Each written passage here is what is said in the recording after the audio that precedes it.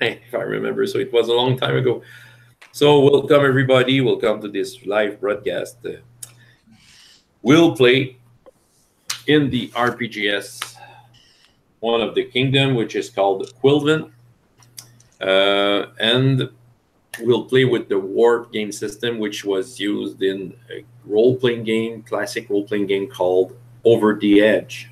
So around the table right now, we have three players. We have Brian, yes, Chris, and JP. North Carolina represent. Tennessee? And Quebec. Right now I'm in Alabama, but I come from Missouri. Yeah. Nice. You brought back the classic chicken image, Chris. I remember when we first played together. That was the image. Yeah, for a while I had an old 4chan meme made to look like a Che Guevara image, but everybody thought that was actually Che Guevara, and they thought I was a communist or something. So yeah, people were confused with Che. All right. It's a chicken. I thought it was something rude, but I'll go for the chicken. Right on. I'll make a small introduction on the gaming world. If you want to check out RPGS, well, a toolkit, I don't have the link below, but okay, it's a free document that you can find. I bought this on Lulu for the physical copy. This is a world created by Mr. John O'Connor. So Quilven, it is believed that because Stuka Krui, old god of magic, has so many beloved followers in the nation of Quilven, that is now all the highest concentration of people with some grasps of sorcery. Okay, this is a nation led by a queen. Just rapidly, what is interesting? Well, lots of gladiator combat. Okay, so because there's too much people around there, lots of culture, service. The people are rich, but the ethic is very low. Okay, you know, the value of life is not something very important in this place. And the Lavender Society is a some sort of a mafia, if you want to know, because they have lots of power over there. And yeah, so some informations, well, that people will learn while they're watching this. It's only 2 pages in RPGS, very easy to find. Okay, so Brian, you will be playing Virdon. Yep. Okay. Well, Virdon is the son of Morden Braxton, the head of the Lavender Society, and is now a gladiator. Okay, he went away from. Sorry, I'm losing my words. He went away from the Lavender Society to live that life. Yeah. Do you have something? Me and my pa, we got issues. Yeah. Okay. Well, yeah. Go ahead. We got problems. Me and my dad. Yeah, lots of problems. Chris, you're playing Phil. Can you tell us about Phil? Oh, Phil is this really alien-looking magical creature. Kind of looks like something from something like Dead Space or something, but yeah, he's got tentacles and sort of a crustacean-like outer shell, and lots of oddly placed eyes. He's a magical creature created to fight in the fighting pits for the Colosseum, gladiator pits, for other people's enjoyment. Yeah. By the way, I just shared the screen. You can see Phil, the creepy-looking creature. And GP, you have been assigned 5 minutes ago with Moanas.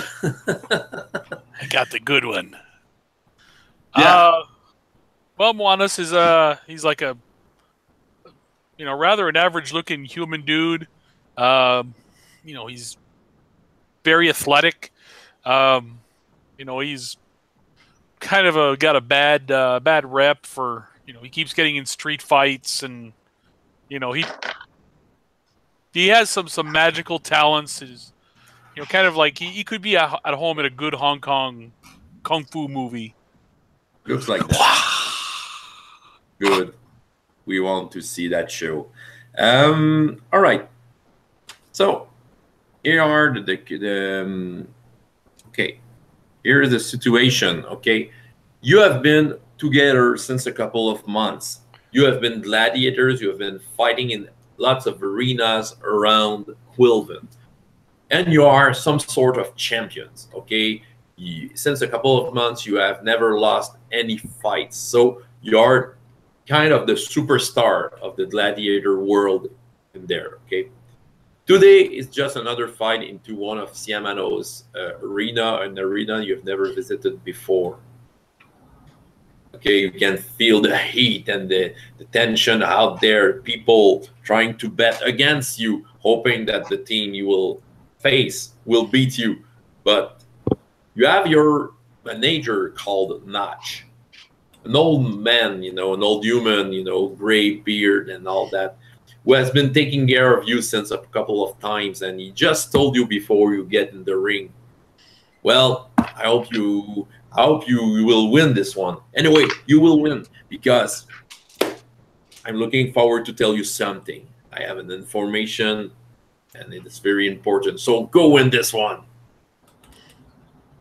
Yeah, I will share with you something. Okay, yeah, theater of the mind, not all the time.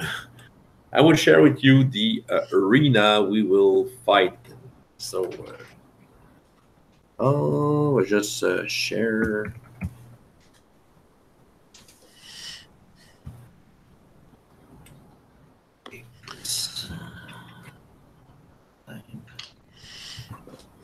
And GB. Right on. I will send you a link in the chat of this screen you see here. Chat, in the chat. So you can open the link. So this will be the arena. It's the wrong one. Sorry. I will send you another one. You can close this one. Oh man. Theater of the mind, folks. It's a circle. It's a circle. Okay. It's like a Yu-Gi-Oh fight area. I gotta bring up. Oh, it's even better than that. We're in role-playing games. Come on, folks.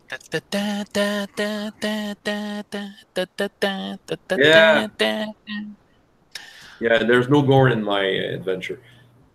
So take two. PG-13 for the win.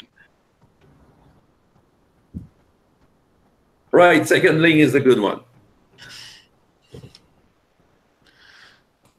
Oh, this changes everything. It's right now there. an octagon. Yeah. Oh, yeah. Well, a deadly octagon. Let's see that. Okay. Good. Isn't that like a Chuck Norris movie? Oh yeah. Yeah. Right on. So, right. You can see the arena. Okay. I'll explain some of the rules of today's fight. Little fight you'll have. You have three dudes on the top here. They're rude looking. Okay. You have a big blade in the middle. Okay. I just put a circle. Just okay. So you can see a skeleton hand. Okay. Yeah. That is how you can win this fight. Someone has to get on the middle of the blade to hold the hand of the skeleton for about 2 turns to win. The blade, the 3 ovals you can see, I've just moved one, are, the activation arm, okay, to start the blade. If someone's move the activation arm, the blade will move. If someone gets down a second one, the blade will stop.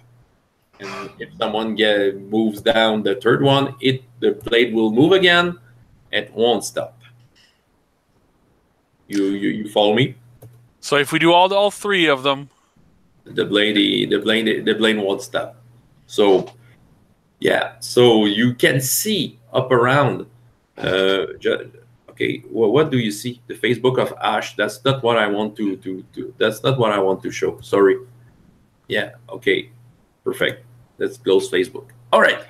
So yeah, that is the end. You can see all around the people screaming when you enter. They are very eager to see what will happen this day. Will it be your last fight? So, and you can see the three other guys, you know, preparing their weapons and all that. While Virdon, you can have the weapon you have. You can have a weapon that does a factor of X3 damage. You know, a sword and axe, no problems. Gotcha. You can have all weapons that does that has a damage of factor of X3 x3 GP. I don't know how to say it in English. it's a ×3 damage weapon. ×3. Okay, yeah, perfect. Multiplier. Why multiplier? Yeah, I was fighting with my words. Yep.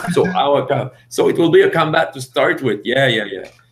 So we begin with initiative. You can roll a trait that is related to what you're doing to roll the initiative. So it's either gladiator or martial arts for Moanas, or if you think you have a better trait to make your initiative, tell me so. For okay. Whoa! Martial arts. I've rolled for my 3 guys. I got a 12. Okay, good. All right, so someone has more than 12? 15. Ooh. Okay, Moanas. Okay. Well, you can tell me what do you want to do. You can move your little tag if you want. Depending on what you do, you can place almost yourself anywhere on that map. Can the skeletal hand be moved from where it is, or you're not close enough to see that? And how high is it? About knee high, and the blade too. So, let me clear this. Is the point to get the skeletal hand and hold it? Well, the rule is in the middle of the blade. You have to stand in the middle of the blade. So if it's turning, you have to. Well, I mean, obviously, there's only one way I could do this. So I will run in the middle. I will grab the hand and do a handstand on the hand. Okay. I mean, it's martial arts. I've moved your character right in the middle. That's where you want to be? Yes. All right. Brian, you had the 12. Chris, how much did you get? Oh, what do you roll again for that? Well, a trait that is for initiative, a trait that is most related to what you're about to do. Probably gladiator. Okay, yeah, I'm gonna do a gladiator roll. So that's 3 dice. 3 dice. Yeah, in your case, I remember it is 3 dice. Is it 6s? All D6, yeah. Okay. All right, I got a 12 altogether. Right, like Brian. Yeah. Okay, well, let's do Brian, and I will come to you because my bad dudes. Oh no, it's their turn. Sorry, all the bad dudes are doing their turn. So, go ahead. So the blades haven't started spinning yet, right? Well, that guy I've just moved lowers the arm and it begins to turn. You can hear that big mechanical,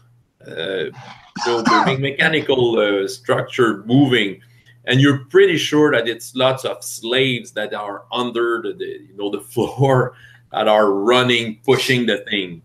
Okay, You have that guy over here who wants to. He runs with his hacks. He wants to get at Phil, and that one, the mushroom-headed guy wants to get at Virdon, and the blade begins to move. So it's Phil's turn. No, Virdon's turn. Sorry, and Phil after that. Yeah. What do you want to do?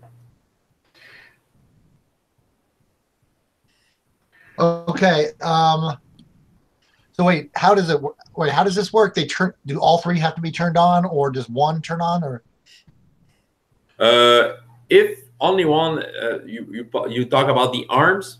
The activation. Well, the second one that will be activated will stop the blade, and the third one will make the blade move. And this time it's unstoppable. Okay, so if all three are turned on, it's unstoppable. Yeah. Do it. Do it. Do whatever you want, Brian. I'm kind of a daredevil, so that's fine. All right. So,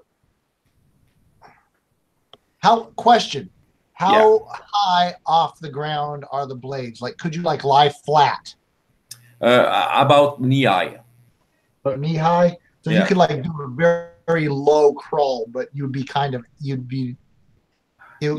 do much wrong. Yeah, you'd be quite limited.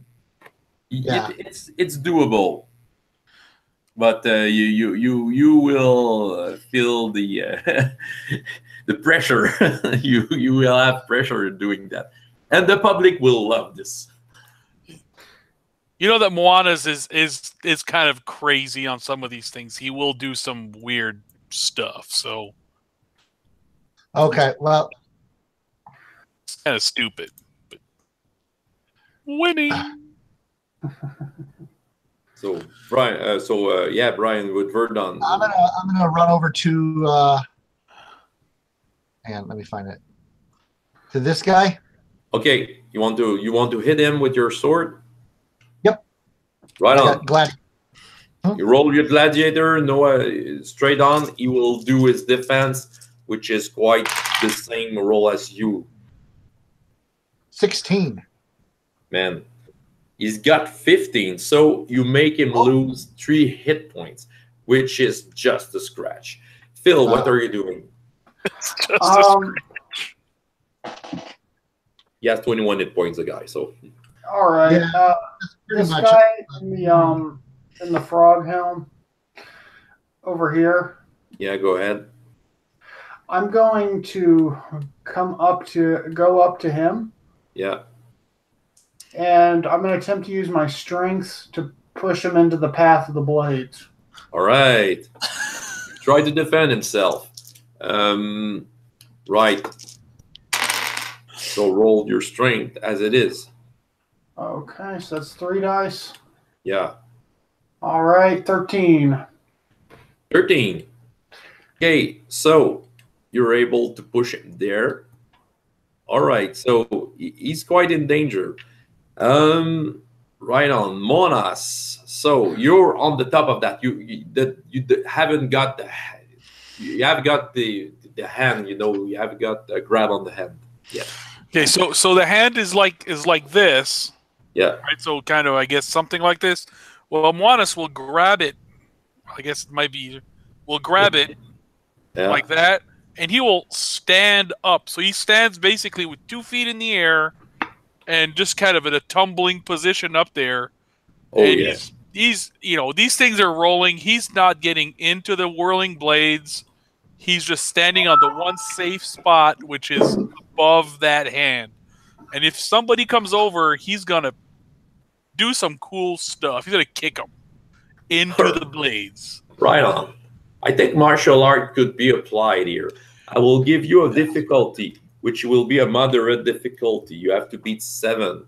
Otherwise, while you got up the blade, the blade has got you somehow. You will have some damage, but not much. So that is a difficulty 7 to beat, which is doable because the blade just beginning to move. All right, so I don't have disadvantage. Oh, I'm going to blast that number. I'm going to get that's a 6, a 5, a 4, and a 3. That's 18. Right. Winning. That is quite cool. Okay, the guy you've just pushed, Phil, will try to get out of the way. Okay, just in time, he's just pushing himself out of the blade. Okay, he jumped. He jumped. Do I get a defense against that? Since he didn't attack you, no, he's just getting, his action. You basically do one action, and his action is just, I want to get out of the way.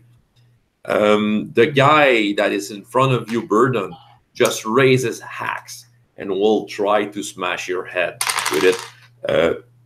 Make a defense roll, which is Gladiator.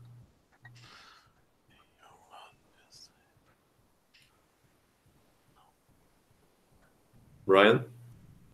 Oh, me? Yeah. Okay, yeah, I'm going to add an experience die to that. Yeah. Okay. JP, Brian is using his experience pool that will give him a bonus dice. Okay, so you'll drop the lowest. Okay. I still only got a 12. Oh man, he's got a 12. Even. Oh. Okay, you have a piece of armor that has been scratched, but it's still useful. And it's your turn. What are you doing? Or not? I'm gonna give him another. I'm gonna give him another attack. Yeah. With let's try this. 8. Yeah, he has just up your sword with his axe. Clink. And Phil. All right, I'm gonna roll my magical creature and try and worm one of my tentacles up inside of his helmet and up his nostrils. I'm trying and grab him by the nose. That is a very good move, which is an unusual move, and I will bring him a penalty die to my to the guy. Okay. Wasn't expecting this. So you have a normal roll, but he has a penalty die. Yeah. All right. I got an 8, so I'm still probably not going to do it. But oh man, you were close. He's just got his head away, and you tried your best. The guy have just moved from the arm is as a spear, and he's placing himself to shoot Moanas. He just drops the spear at you. His goal is to make you drop. So Moanas, you have to defend yourself. I think martial art could apply here. Yes, that would be what I'm trying to do.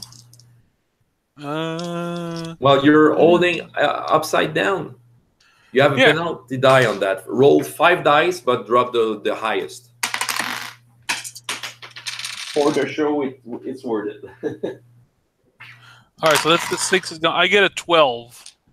Oh man, you were close. That's okay because he just got 11. That spear, just got by your side. You felt the handle of it on your, and it just smashed by the blade, broken in 2. And it's your turn now. Well, you have your first turn. You've succeeded in holding the hand, but the blade is going faster, and you still have to retain yourself. You have the same roll as you did before, but now the difficulty is 11.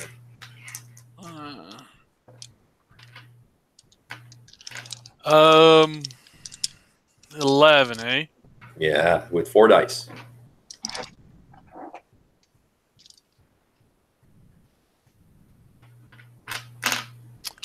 Okay. No problem. Well, yeah. 12. Oh man. Yeah, you can see yourself turning around. You don't have a good grasp of what you're seeing, but the people, are shouting at you. some of the public is angry at you, but you have your fans too. So this is the turn of the guys. Okay, so Virdon, you have to be the second guy comes at you. You have two guys against you. You can easily defend with both of them with no penalty. So Brian, Right. the axe is coming at you. Try to defend yourself. Okay. 3 dice. Yeah. 11. How much do you have? I rolled 11. Oh, Schlink. Once again, you're exact the same number as the other guy. And the new one is coming, trying to kick you with his spiked knee. So roll again. Yeah. 8. Oh, this time it's not good. The spiked knee got you. And you lose 16 hit points. 16. Is that a ×3? That was a ×2. You just rolled a crazy high. Okay, so 16, like, oh, so I'm hit. Oh yeah, you're bleeding, and the mushroom-headed guy is trying. Phil, he's trying to get to push you this time. So Okay. what do I roll for defense? Well, you can have your strength with the bonus die since it's some sort of a specialty that he doesn't have. He will use his gladiator skill. Oh. All right, let's see. 5, 6, 7, 8, 9, 10. So you dropped the lowest, and you got a 10. Well, it's enough. You can hold your ground. What you're doing with the guy that is trying to push you right now? I'm gonna say that I'm gonna use my gladiator skill to kind of. I figure I've probably been at this long enough to know certain tells as to where to like how he carries himself to try and get him on the ground. Like say that maybe he's a bit top heavy with his gait or something. Okay. So if I just try and go like sweep a tentacle under and go and push him over or something like that. Okay. Go ahead. Roll this. All right. I rolled 18. Which is quite enough. So you just push him on the ground. He falls on his back. That is what you were aiming. Yeah, pretty much. And you're over him. Yeah. Virdon, Brian. Yeah. Well, you can see that the both of them. Well, it's your turn to attack. In fact. Well, I'm attacking the guy who just got me in the groins. Yeah. Right on. I gotta let my cat in. I'll be right back. All right. Ooh, I got a 15 with my sword. Oh man. You made him lose 15 hit points. You know, he drops on the back. He's bleeding. Moanas, it's turning very fast this time. In order to kind of win, you have to roll 14 this time. 4 dice. So the hand is also turning, right? Yeah. And as long as I am touching it are the rules of the contest? Well, 2 turns. Basically, if you succeed this roll, you have won the combat. Technically, but in Quilven, the ethics and the value of life is not very high, so anything can happen after that. Yeah. Well, the guys are hurt. All right, so looking at the description of my body and what's the name of that? Lightning strike. Yeah. So I still want to see if I could if I could kind of use that to kind of, you know, strike the ground with like one of those key palm things. So I don't actually hit the ground, but I kind of push myself to keep some balance using that magical power. So you're casting your lightning strike. Yes, but not as an attack. So, Yeah, it can be used that way. see, he's kind of. This is how I see it. You're going to see a nice insurance thing. So there's the hand is here. There are the blades here. This is great stuff, by the way. And you know, then you have, you know, look at the quality of this art. It's gonna be absolutely awesome. Okay, Jet. I will click on your picture to see it more closely. And you're right, so going this is to how be I a star. Hey. Well, you could reach me for all your art needs. It's JP at. All right. So, right on. You Okay. want to? So you're casting your lightning strike. Okay. To keep, you know, to keep myself balanced up there. Oh. Okay. Right on. To help me with balance. Go. You have to concentrate to do that because it's turning very fast. And you are bad in magic mastery, but this is something that is quite easy. Okay, you need a 4. You roll 3 dice. You drop the highest. All right, so I'm gonna try it. All right, so I got 2 6s and a 1, so that's 7. That makes it. Oh yeah, it's enough. So you have cast you have cast one of your 4 spells of the day. So tell me, how do you feel the lightning strike getting through you? I kind of see it, you know, as a like a key power. So I'm kind of gonna strike it, and then the air kind of flows through as my, you know, my inner channeled energy just, you know, pushes me up and allows me to maintain this really cool looking balance. Right on. I mean, it's awesome. Right. Now you have to roll to keep your balance. In fact, you have to roll 7 dice, but you drop the highest because it's still magic and you are bad in magic mastery. And not only that, you're turning very fast. So you have to beat 14 with 7 dice, drop the highest. Let's get her done. Oh, yeah, I'm flying. All right, so I dropped the 6. That's going to be 10, 24. Man. Oh, hold on. This 20. Yeah, it's going to be. I'm going to drop like something else, but it's in the 20s regardless. Right on. You can see the manager of the other team screaming at them. You should have gotten Moanas first. Okay. Chris, are you back? Yes. Right. In fact, the guy under you is trying to turn over. You know, he's trying to grab you by the shoulder, whatever your shoulder are, and just trying to make you turn. Powers of blade. Will be he has a penalty die on that, so he might be very bad, and you can use your strength with a bonus die against him. Okay. So 6, 7, 8, 9, 10, 13. Man, good enough. You're holding him. What do you want to do? Let's do your turn, by the way.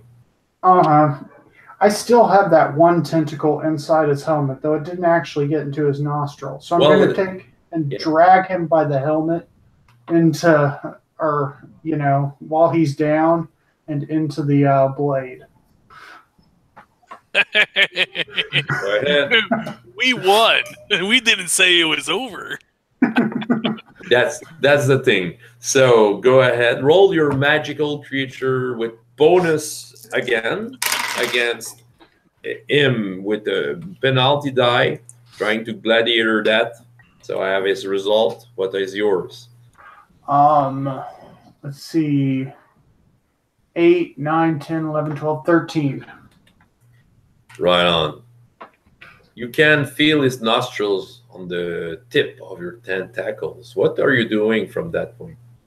I'm going to drag him into the blade. Right. So he's dragged into the blade. I'll make some sort of a save check for him with penalty die against 14. It will be bloody. Well, okay. He's quite lucky, but nevertheless, he's dragged, fast, will just, okay, the blade is stuck in his armor and is being dragged on the ground.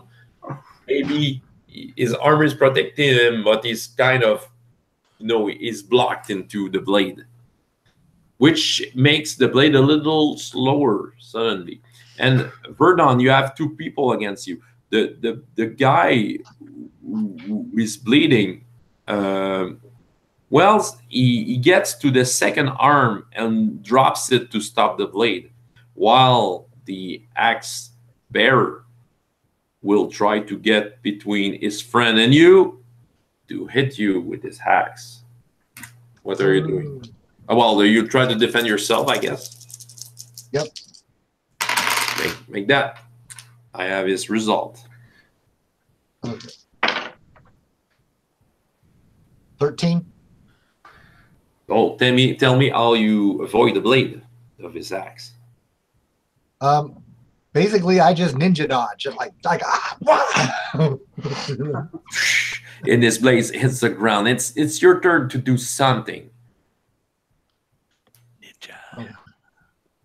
Oh. Gotcha.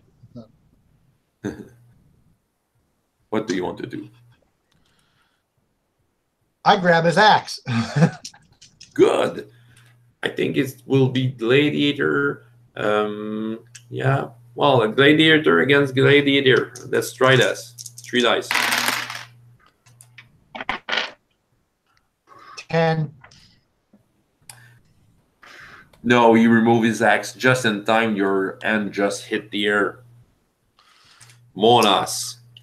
Technically, you can see wizards on the side of the octagon. Waving some flags that are doing colors, telling that you have won. Well, excellent. So at this time, have the blades stopped? It has been dead stopped. And Okay. you can see that the guy, the mushroom-headed guy, which is now there under the blade, and he's stuck there. You can see stuff from the public being thrown in the on the ground of the arena. Well, everybody loves a good eel, and we are the top eels in this business.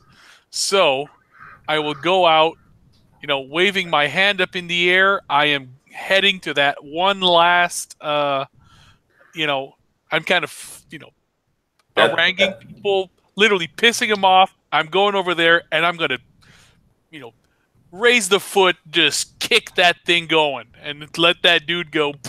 Confetti for all. Right on. He was trying to get out, and will he be able to that? The blade starts at exactly the speed it was. Ouch. Oh man, the speed it was. Okay, yeah, he's got 9, 14. That's a difference of 5, and it is a multiplier 4 by that day. So he loses 20 hit points at once. There's blood everywhere.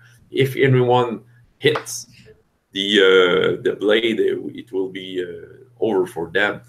Well, the two friends that are against Virdon are very angry. The axe bearer just shoulder you in the belly, Virdon, trying to push you against that raging blade. What are you doing, Brian? I am not getting pushed into the raging blade. Do you use an experience point on that? Yeah, I'm going to spend another experience die to. Let's hope it works. Drop the lowest. 13. Man, he's got 12. So you hold your ground. Phil, no, not Phil. The bleeding guy. He doesn't feel well. He's trying to get on the exit. And Phil, what do you want to do?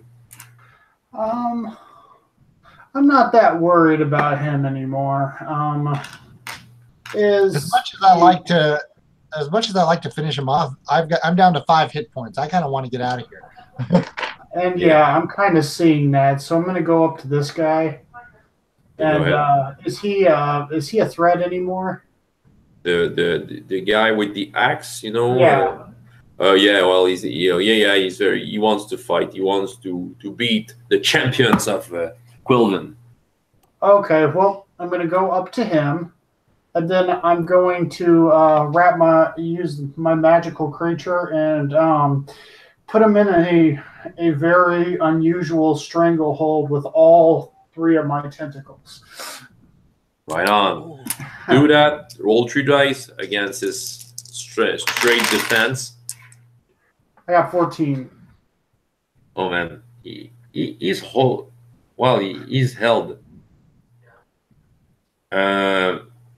Yeah. Well, he's trying to debate himself. What do you want to do with him? Well, as I said, a stranglehold, like a sleeper hold. Okay. Yeah. Okay. Well, his knees are just dropping and all that. Okay. So, well, some of the rich people that are there are being angry at you. Some of those who have bet against you. And yeah, well, they're trying to get their bodyguards to jump in and to slay you, and and you have Notch, your manager, by the door saying, come by, we have won. Let's stop this." Yeah, let's get out of here. Yeah, I agree. Right on. So it was an average victory, like you have did before. You have won lots of money. You are being taken. Now that the fight's over, usually I'd pick up some cute young groupie girl, but right now I'm just like, making it rain. Yeah, you got it. He got it right in the crotch earlier. He's like, Okay, well, there are some healers that are there, priests, okay, who will make some prayers to the old god of magic, and you are healed. Okay, you have potions and all that. Okay, it's a very magical society, so that kind of magic, especially for people, notable people like you are, because you are great champions. You can have that sort of healing. And yes, there are groupies everywhere. Is there any magic for the red smear that's across the that's dragged along by the blade?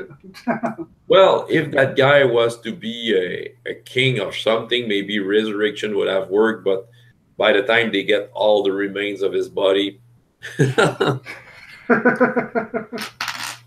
not, yeah. Well, Notch, your manager, is very happy. So he's telling the girls who are serving you fruits and dried meat to go away, and the healer, since he did his job with Virdon, I want to have a chat with you. Go ahead. We'll come back later, girls.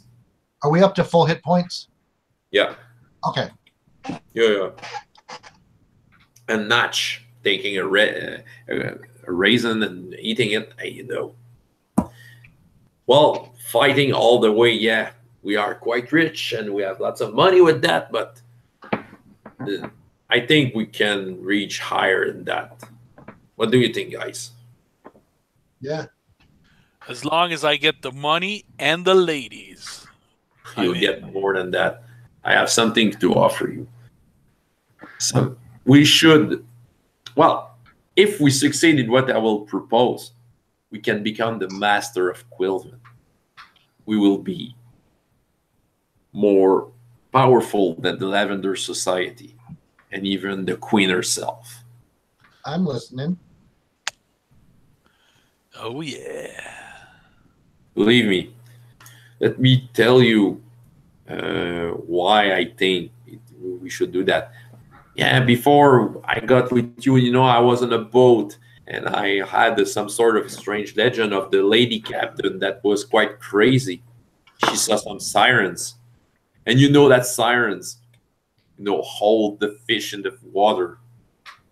Okay, that's why fishing market, you know, the fishing commerce and market is not doing that well. But she told me about the skull of one of the queen sirens that she had sometimes back, and when she had to pay a tax to the Lavender Society, well, Mordon, your father, Virdon, took the skull, not knowing much what it was about, but he think it was a cool object. But from what I've heard from the crazy captain, that when you have that skull, you can have the hold on every fish.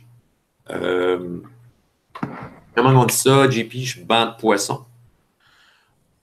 Oh, fish banks. Fish banks. Okay. Merci, JP. Fish banks. You can have a hold on every fish banks ever.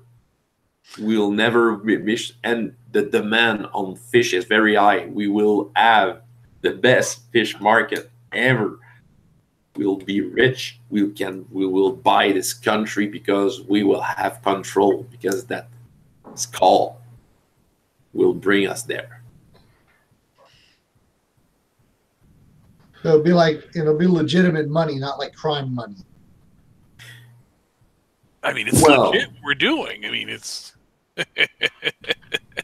well, there's a problem. Like, I like the idea of, I mean, not having to, because I grew up in a crime family. I know what it's like to have to look over your shoulder all the time. Well, you'll have to meet your father, but a way to meet him, and I think a way to reach this skull. I know that your father has a vault with all his possessions and strange things. And in order to be able to get to that vault, we have to win a very special combat. Uh-oh. The combat will be held in Ruzja. So I'm opening up something out of game here. Ruzja is a city where there's a big magical academy. And this is the only city where arena, gladiators, and all that is punishable from death. This is avoided there. But there are secret fights. And the first rule is not to talk about it. So Nach is saying that, yeah, he's listening to you, yeah. So we'll have to get to that secret fights without being noticed. And if we win that, usually your father attends to that, and we will be able to ask him a favor. So we'll ask for that skull that he only uses for decoration. I mean, it sounds stupid. I'm in. Okay. What about you, Phil? Chris? Over on the chat, he said, be right back. Okay, no problem. He's following. Okay, so the blood sports, yeah, that is Ruzja. Okay, so I will read the entry about Ruzja. Ruzja is the only city in Quilven to ban blood sports entirely, but that isn't to say one could not find a venue if they looked hard enough. Yeah, it's like you make something illegal, you just drive it underground. So, Notch, unbook the next fight you have, telling that you have to be on vacation, taking some rest, but the real reason is that you're heading right to Ruzja to see if you can find if you can find how to get into that fight, that secret fight that is supposed to be banned. Right. So, well, maybe shortcut, because this is a one shot. But the travel to Ruzja takes maybe 4 days, and it's quite an uneventful journey. Can you tell me in brief if you're doing something special during that? Well, do you bring groupies or? Well, I enjoy the groupies before we leave. I mean, they probably have stuff to do. Yeah. I don't know. Just looking at my character, I figure he eats his meat raw, so I don't bring anything at all. I'll get my food on the way. Right on. Yeah. No, Ruzja is a highly magical city, so Yeah. I'll bring a few books, but you guys know I don't read books. Books are for nerds. I don't read books. I mean, I'm carrying because I'm hoping to go there and meet one of the big martial arts, master. I mean, who needs magic for all this other crap? If you can't beat up somebody with it, what good is it for? Yeah. Well, you know that in Ruzja there's a temple for it's the last standing temple of the god of magic, which is called the Pyre Hall. I'm just checking out what is interesting in the book. Yeah, pretty much that. Yeah, I'd be doing, dress up like a pilgrim to go there. I mean, people know, and obviously Moanas is not shy about using his magical powers for wasteful purposes. So, I'm going to go meet people over there because I want to learn some new tricks. So, like a pilgrim. And of course, I bring the buddies with me because, hey, well, who knows what could happen. You're at Ruzja, which is a very nice city, like most of the city in Quilven, very big towers all around the city, very clean places, but at the same time you can see poor people being whipped right in the middle of the street with no one that wait, how can I say that? Well, with no one telling them what they have done, just put their they are being accused of anything because the rich controls the place, and if they want to have fun with some more poor people, they will get their fun. Jerks. Yeah, well, that is nevertheless. You arrive in Ruzja, the Notch, pays you a nice place to sleep. And he says to you, well, we have to find where is the special place where we can have, our ultimate fight. So make sure that no one hears you. And beware, some magic users have ears everywhere here. Before I even begin to leave the carriage or cart or whatever I'm in, I ask him quietly, so what's the cover for me? I'm pretty open about who I am. I just, well, how am I going to get around in the city, or am I going to stay back here? Well, you're not the only one to look strange like that. There's a mage. He's pointing out the tower, which is quite different. The tower, it's not as clean as the other ones. There are some bubbles on it, like if it was warped in some way, and it doesn't look that straight. It looked like the tower has been thrown into another dimension and been warped over there. And said, from what I remember, there are lots of strange creatures coming out of there and walking in the streets. So just be careful. I guess I'm simply a more polite version of that. And Well, that I hope so. Keep your tentacles to yourself, Phil, and you'll be all right. No grabby, no pokey, no jabby. Well, unless they consent to it. And then I do this creepy thing that I think is a laugh, but nobody else seems to. Oh, come on, Phil, that's gross. Okay, well, Nacht says, well, I have some friends to meet here, but I can, if we can accelerate the thing, you can do your own investigation. We have to find where it is, so I'm letting you do it as you want, and we'll meet here tonight on dinner to see if we have found something. And I'll call the ladies to join us tonight. You know what we're talking about. Oh, see you later. And you have, and he gives you some money if you want to buy some stuff. So you have lots of money. You can buy, okay, mundane stuff as much as you want. Well, what do I want to do?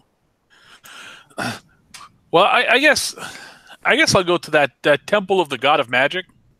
The Paya Hall. Yeah, Paya Hall.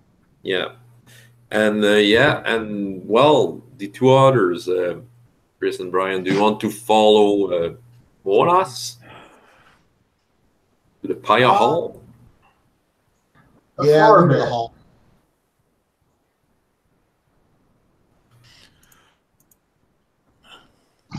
I mean, yeah. I don't have many other skills than my martial arts, so You have some bits of magic. I do. Okay, so you want to go there? Okay, right. Chris, do you want to go with him? Yeah, Right. I will. And Brian? Yep, we'll go. We'll go as the team. Okay, right. You can find in the holy city of Ruzja, right? Paya Hall is very easy to find. Whenever you're not sure about where to go, just asking people will show you the way. The streets of Ruzja is filled with people, very colorfully dressed. Laughing people, even though they are witnessing some slaves being tortured on the public place, like I said. And yeah, you stand in front of the Paya Hall. The god Skukakhui, some sort of a he has some sort of, it looked like the face of a cat with a pig nose, and some spirals coming out of his ears and going around his head. That is the symbol of Skukakhui. This big temple, it's an old one, but that has been, magic has been holding this place for so long, so it looks like new.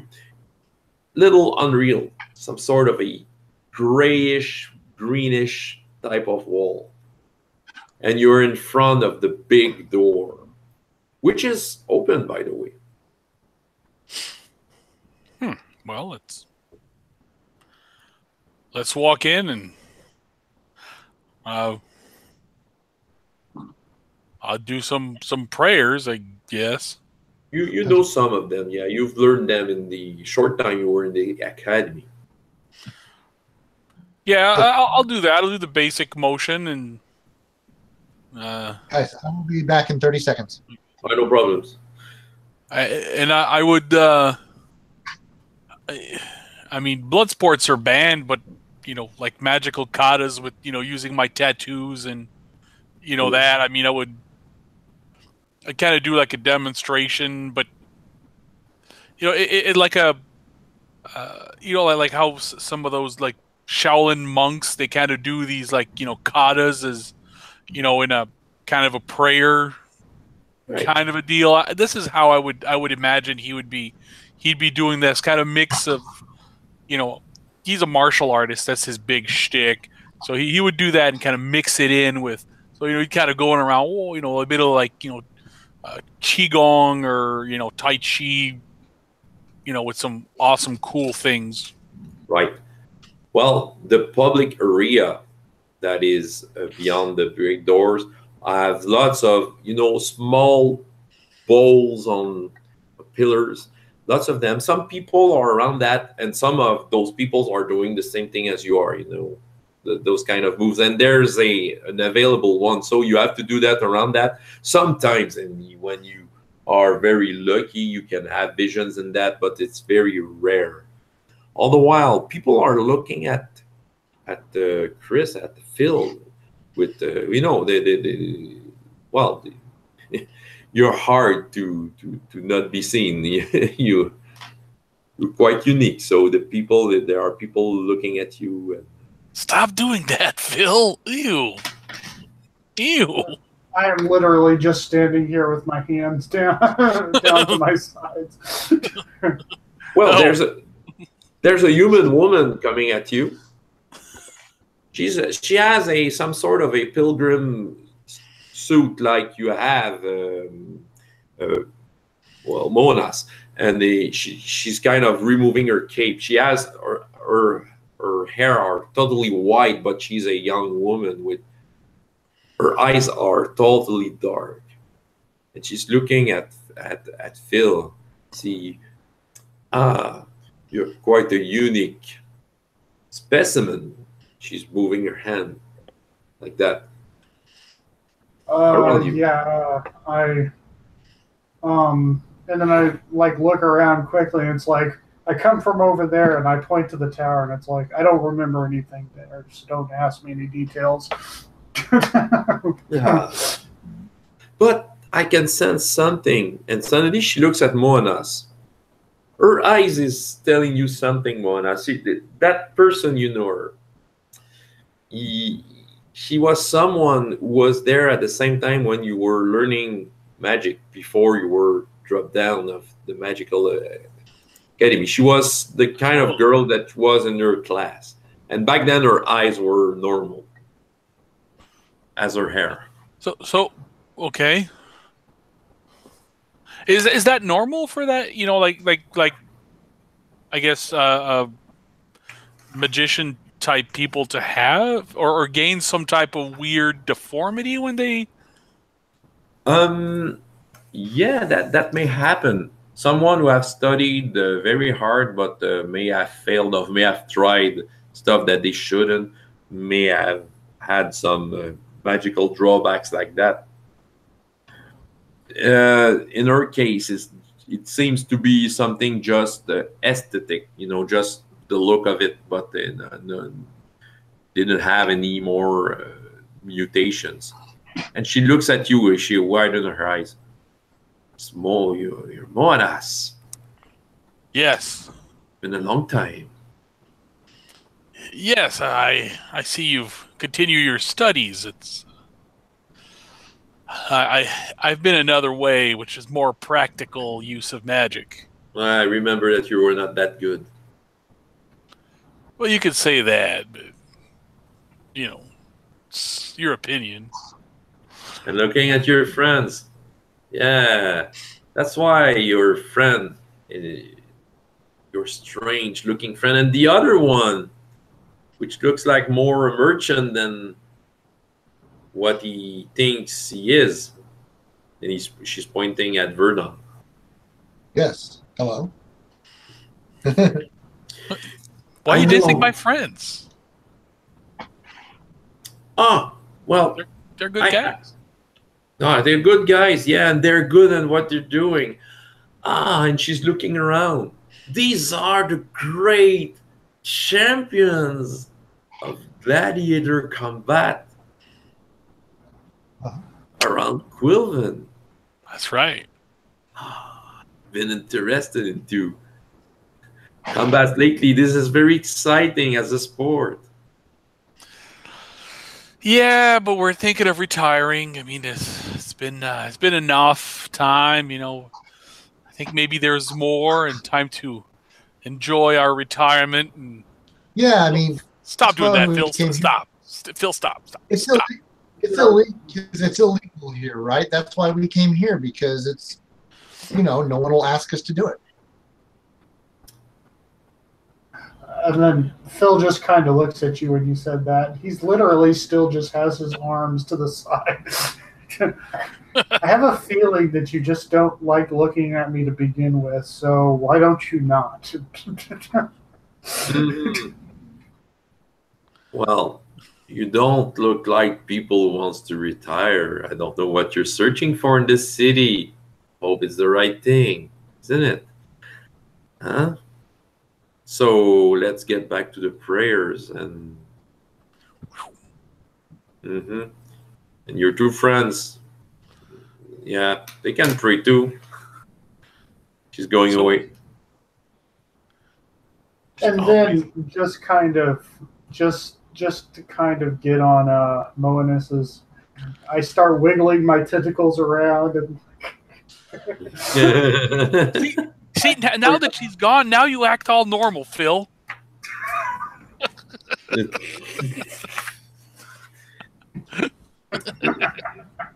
Well, okay. You act all Well, Brian, with Virdon, you have an eye for not to clean affairs, and you can see, you can see one of the pilgrim or one of the priest that is there was talking to some guards, but he's kind of in the shadow, but you can feel that he's talking about you, some guards. Yeah, because I'm probably known. Yeah, I know I got a reputation. Yeah, well, the guards have some sort of helmets like that, very pointy helmets and bright blue. Do I recognize the helmets? Are they just the temple guards? No, this is the kind of guards that is controlled. Well, in reality, they are controlled by the Lavender Society, but it's not officially that way. But you know that the reality is that.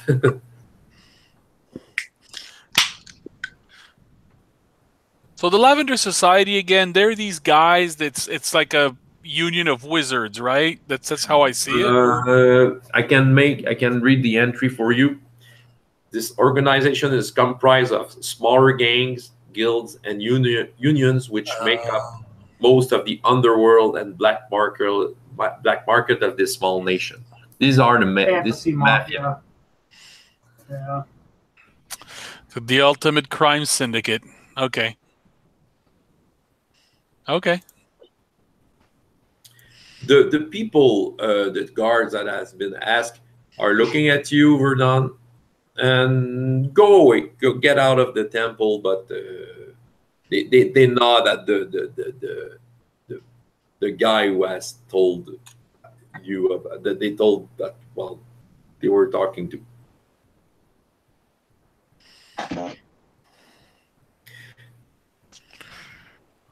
At some point, Moanas, you have a vision in the bowl.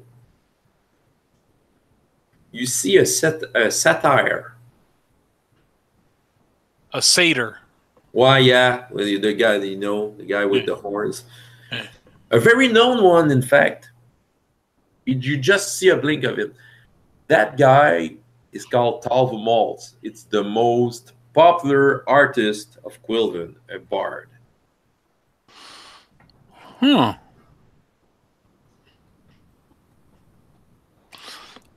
Look around, make sure nobody did like an illusion on me or something, because that normally doesn't happen. Well, you can see tentacles all around you. Nah, he's just acting all right. I mean, he's not doing anything weird right now. Hey guys, have you seen In the Bowl? You guys have seen this? What is it? We need to find this bard dude, this satyr guy. Which is called Talvu Maltz. Talvin Oh, man. Mall. Those satyrs get so much pussy. Nice. You see, this is why we're here. And, you know, this is exactly what we're. Okay, Let's go and get it on, guys. you can see the white-haired girl, which is called Ewing. The Ewing is with two L's, and while you're doing that, she's looking straight at you, and then brings back her hood and looks at her own bowl with the two L's with her that is doing the same thing. I think she's playing a trick on us, dudes. Man, this is gonna kick some ass. Tell me what you want to do. Let's go and find this Talvo dude. Okay. But let's take the long way around. Get the lay of the land. I didn't hear you. Get the lay of the land. Yeah, I mean we're flush with money right now, so we can, wait a little bit before we need to get into that school of fish controlling thing and turn into Aquaman. Mm-hmm.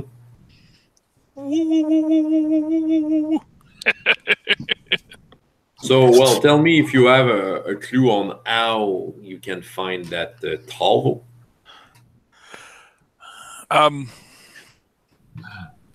Well, what I would do is I'd start throwing a couple of parties. But really, what I want to do is I want to let some time go by. I mean, so it's not like, we get into town and then we start looking for him. Okay. I mean, my ideal goal would be to make Ewing thinks that, I'm completely incompetent in magic, or that I think that she cast a spell, or that she's pranking me. So, let's go ahead and do a party. We're like minor celebrities. I mean, from another town, but hey, we got cash, and then we're throwing down some parties. Well, do you agree with that, Virdon and Phil? I don't see Phil not agreeing with it. He doesn't have a whole lot of experience in social situations, for obvious reasons. Right. Just don't do anything weird, and it'll be fine. Okay. How do you want to conduct that? Do you want to tell Notch, your manager, about that? Do you want to go somewhere and do the party? Well, we're not exactly sure where he is, so I'd say we throw down. I mean, if there's a party, the satyr's going to show up. I mean, if he's a good bard and or satyr, he's going to show up. If it reaches that level of like, dude, where's my car? Awesome. or the Hangover. So you could start tomorrow. You could start another game with like 3 other guys. I'm like, so you guys wake up in this apartment. You've no idea where you are. Yeah, and even if we had a good party, there you go. I mean, partying's not illegal. Well, if you're doing it right. Somebody's getting all off to jail. Right on. Want to do a party? There's lots of taverns that is quite interesting around town. Some of them are more extravagant than others. It depends on the level you want. Do you want to be on the more dirty, shady side, or more open ones? More rich ones? Or you loan yourself your own room and decorated yourself and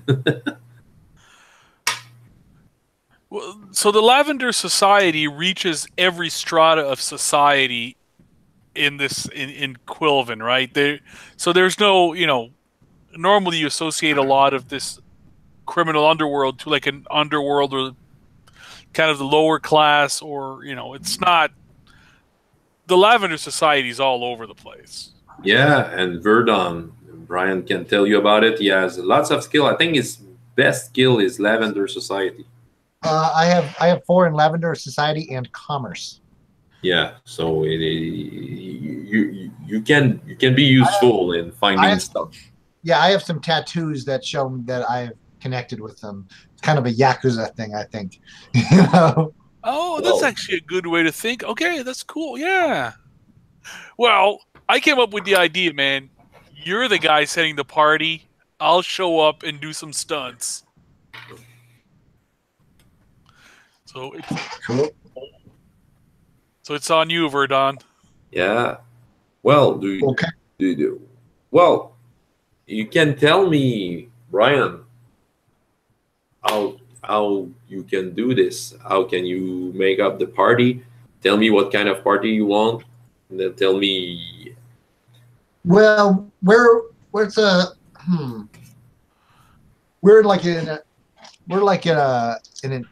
staying in an inn, right? Like a rather nice hotel. Well, it's a nice hotel. Yeah. Well, Nache is waiting for you this evening, but the hotel. Well, if you want to do something with the hotel, you can do it.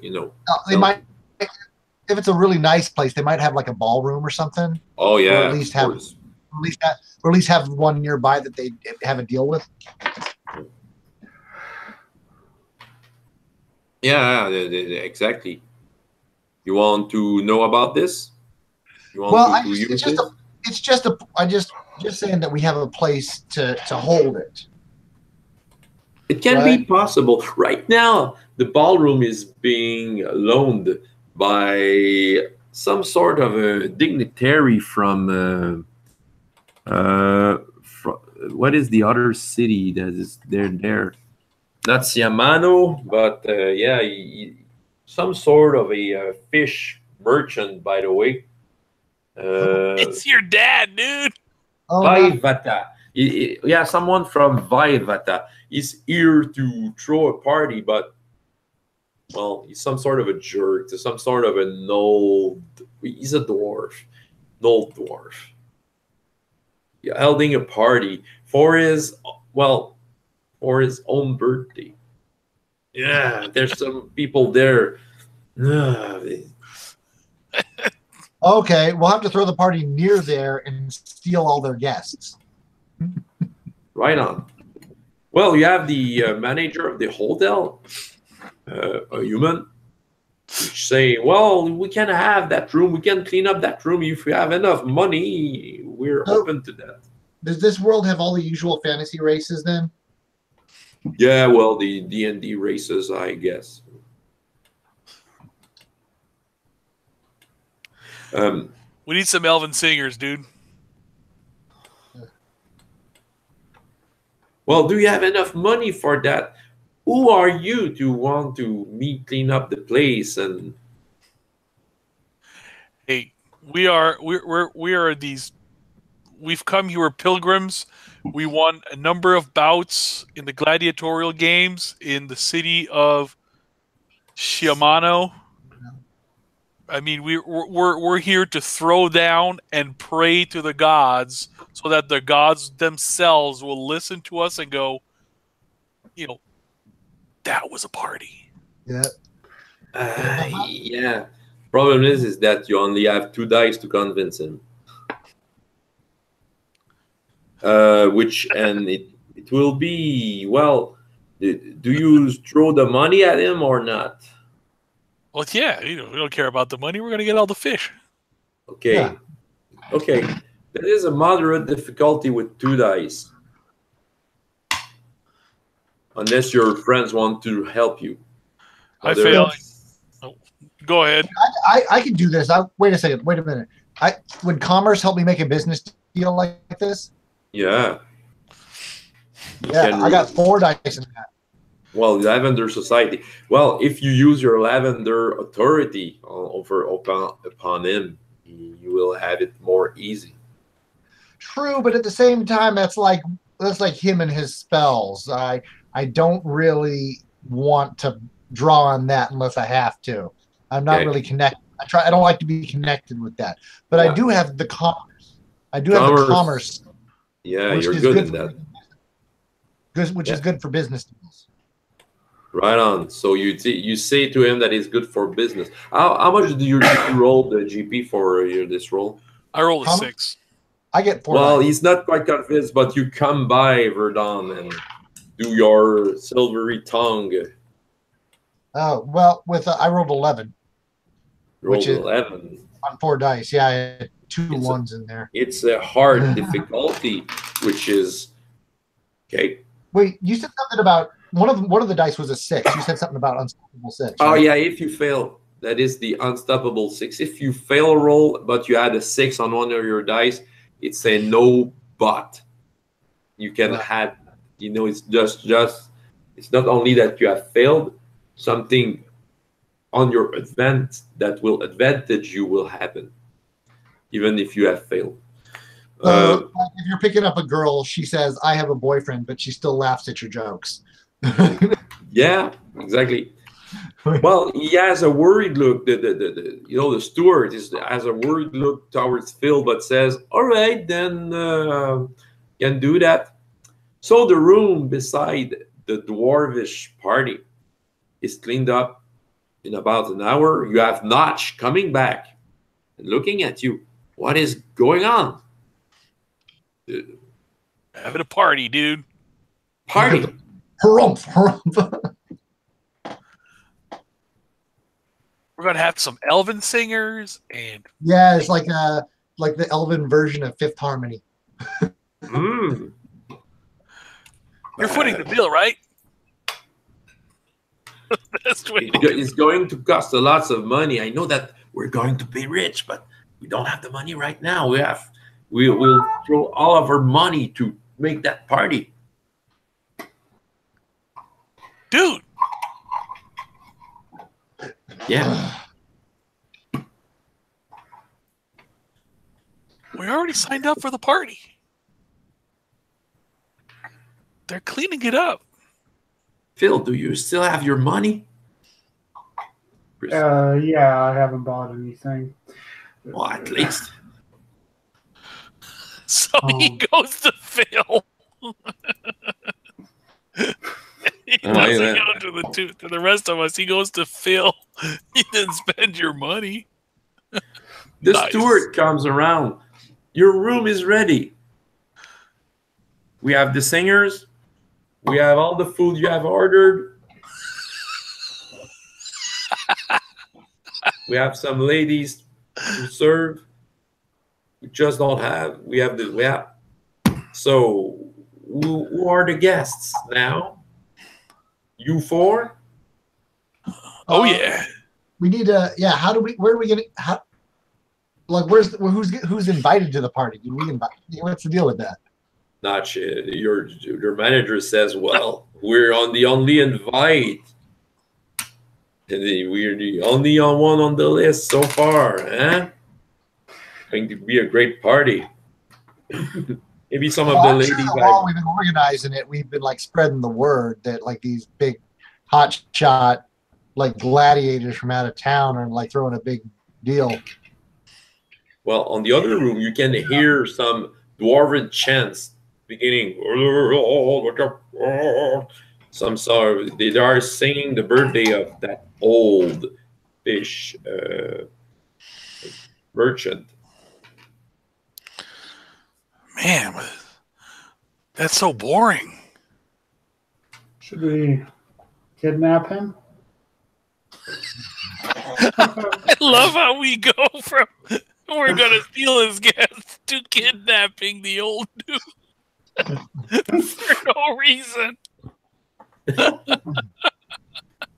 That's going to be epic. Years in him, he'll join the party, you know. Well, he is one of the people selling the fish. He might actually have some kind of knowledge in this direction. So let's crash his party. On the There you night go. train, baby. Yeah. Dun, dun, dun, You dun. have your elven singers waiting for you to ask them for songs. Come on, dudes. Let's go and sing at the dwarves' party. We won't sing at Dwarf's party. They don't know how great we can be. They don't appreciate. Do we have a plan, or are we just doing random stuff? I don't know anymore. Your manager is sitting down on a chair, drinking wine and looking at you. We won't find this arena soon. At the same time, you have a guest coming by. Yeah, A-Wings. The Oh, white-haired lady coming and says, Hey, Evermar. how you doing? "Well, she's looking at the elves and says, well, they said to me that they were coming to a party and I had nothing to do tonight. So I wanted to come by." It's still early, but yeah. So, how you doing? So she's taking a sip on the cup and says, "That's very strange. You are very odd people. You come to pray for the gods and then throw a party with no one in it. At least I'm here." Well, let's start a raucous party. Come on, elven singers, start singing. They're not very inspired, but they're doing a great melody. At some point, one of the dwarves of the other room comes by. "Can you stop this? Why? This noise and this noise?" And then pointing at the elven singers. This hullabaloo. So what is this hullabaloo? Yeah, come on, pops. I mean, So you invite him? yeah. Come on in. Then we can tell them how much they suck in person. Oh, that is quite a good argument. Hey, guys, there are two elves. We can laugh at them. We are authorized to do that. All right. So you have now you begin to have some dwarves coming by and say, well, they have still some food left. So let's have that. Okay, so we have lots of dwarves in the room taking a laugh at the elves, drinking, eating, talking between themselves. And you have Notch, your manager, and says, okay, and they coming by you, Phil and Virdon. Okay, now what's next? I've kind of lost track what these people were doing ages ago. I'm kind of mostly just following along. Do you have any ideas? Virdon, tell me, we won't just stop our career here without having what we came for. I'm still trying to think. Okay, throw a party. There's step 1, throw a party. Step 2, step 3, control the fish market. I'm trying to figure out what step 2 is. Improvise. You have a wings that comes just between your conversation, like if she was already there. You never noticed her. She said, well, bring the satyr here. Talvomos. If we have a Talvomos, I know where he is, by the way. And she's going away. Well, before she leaves, I say, well, can you find him and tell him there's a pretty kicking party? You want to tell me? You want me to tell him? Sure. Now we'll go. Why not? Why not? I can send one of my elven singer friends to bring him because anyway, she wants to go away, take some air, breathe some fresh air, and go away from the scent of those dwarves. You have that grumpy old dwarf that is probably the one that has been his birthday coming by you. The food is good. Is there any other? And they have ate everything. What? Hey, let's go to your party. I know a party just in the other room that's full of food. Let's go. Okay. Well, it doesn't take long for Wings to come back with the satyr themselves. Okay. Tavomos, a brown-haired, hazel-eyed male faun, well, a faun it's satyr, who has made a name for himself playing the lyre. Ooh. So he's coming there, and he's been convinced by the lady, and so he's coming at you. Okay, I'm here. You tell me that you wanted me. You interrupted me while I was telling a story to a crowd that was looking at me, and she told that the best party was here. All I can see are those grumpy dwarves, sad elves, and he's pointing at Phil, that thing. Again, Phil. Okay, so he starts wiggling his tentacles around. Come on, don't be creepy, Phil. We got this dude. I know I have songs about you, by the way. I've wrote songs about your exploits in the arena. I can sing to everyone who you are. Did you write one about me dragging that dude into that blade and him becoming a rain of body parts all over the place?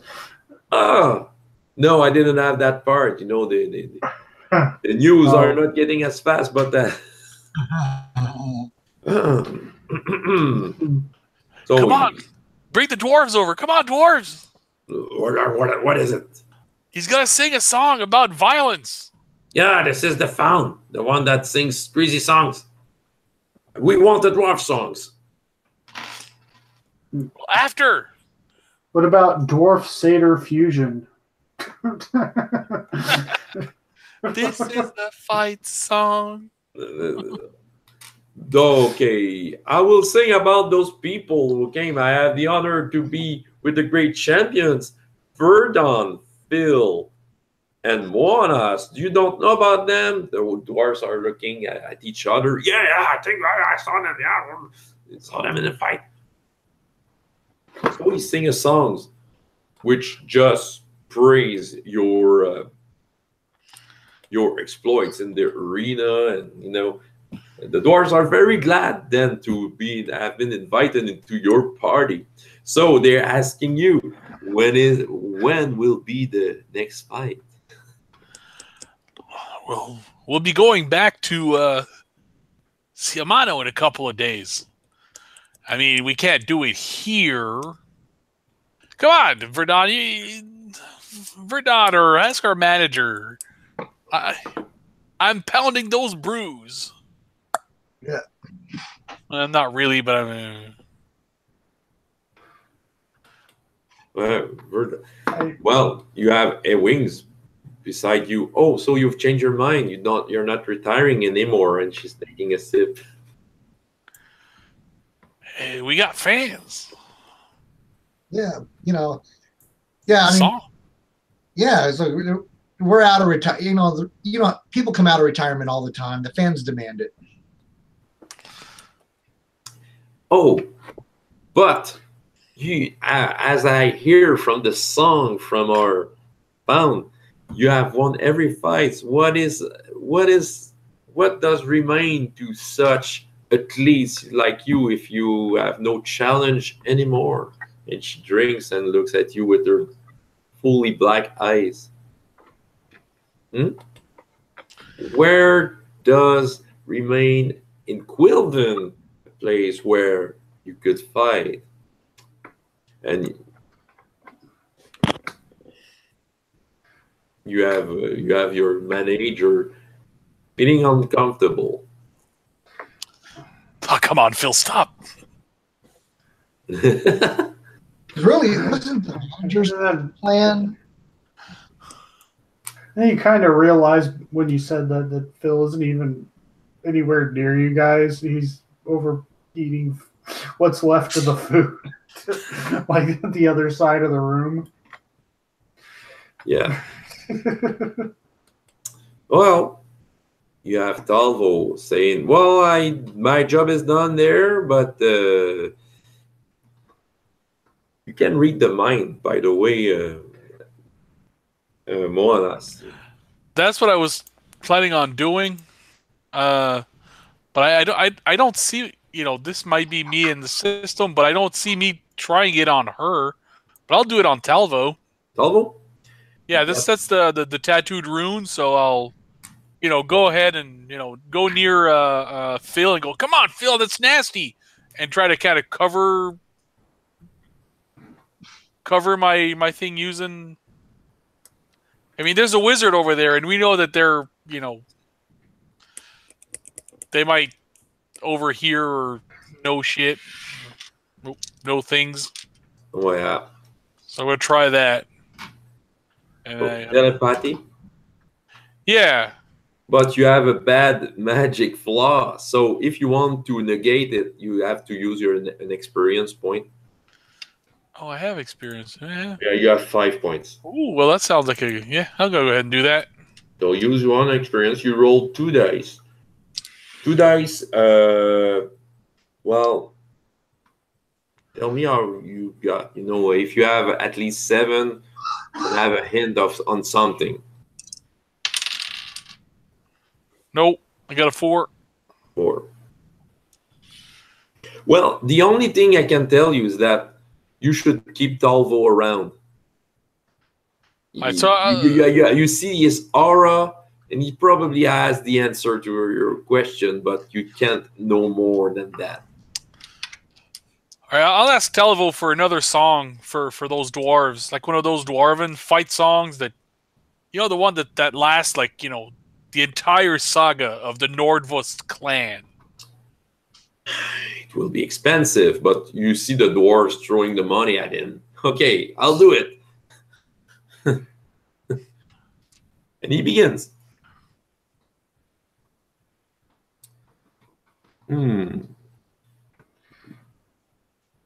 Well, he sings. Do you want to do something with that? Yeah. You can cook the... Well, Brian, if you want to do something, cook the people, and whatever you have, do whatever you want. Just tell me. Or Phil. I want to let Phil know, since I moved near him, I'm telling him, make sure the bard stays around, and then I'm going to go back and turn on the charm on Ewing. Oh. It's gaudy. Unless Virdon goes in and turn on the charm, because... Well,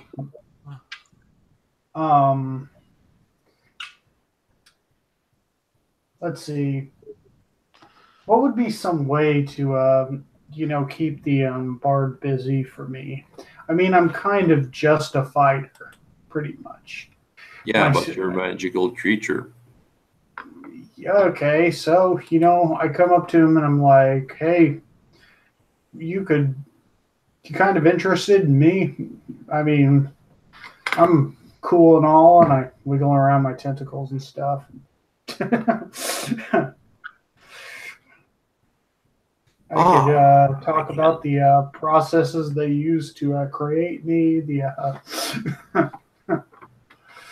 and He's somewhat uncomfortable with your company, but you have the dwarves still asking, "Hey, you're not finished with the song." But he wants to talk to you. The dwarves want to keep him in for the song, and he's talking with you. He has a mix of fascination and disgust, but he's still around. Okay, so yeah, you're able to keep him. Okay. Well, I rolled an 11 for my magical creature. Yeah. So am I is that enough to get him to be, enthralled in my whole thing? Yeah, well, yeah, so somehow, without really knowing what is going on, but your instinct probably makes him stay. Okay. I have complete 360 vision. I've got eyes in places you don't want to know. Really? And Virdon, Brian, you are with Notch. Okay, your manager. Is it? Where is it going? Why Talvamos is here? Okay. Do you have something? Do you have something to tell me? Do you have a hint or where we should find the fight? Not yet. Not yet. No one's told me. I mean, he's.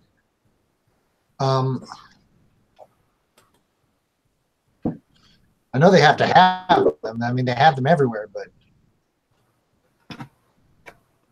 the thing is, though, they all know we're fighters. Eventually, someone's going to come to us and just kind of let us know. So, I hope it's not them. And he's pointing at the door. You see a couple of guards coming around, just checking if everything's all right. But he's going between the doors, looking at what's going on. One of them is coming towards you with the eyes and looking at you, Virdon. I have a question for you, Brian. Is Virdon hiding his identity that much or not? Or yes. So he's trying to remember you. Hiding what? Well, if you are the son of Morden Braxton or not.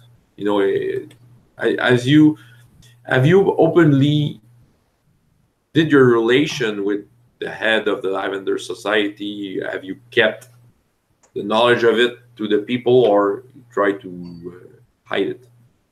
I have been really. Not so much hiding it. I don't deny it, but I haven't really been talking about it either.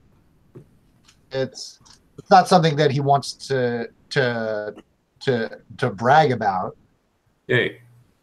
Well, the guard knows who you are, obviously, and he makes a salute and says, I've heard that you were been around the country to fight. What are you doing in Ruzja, Sir Braxton? Well, officially,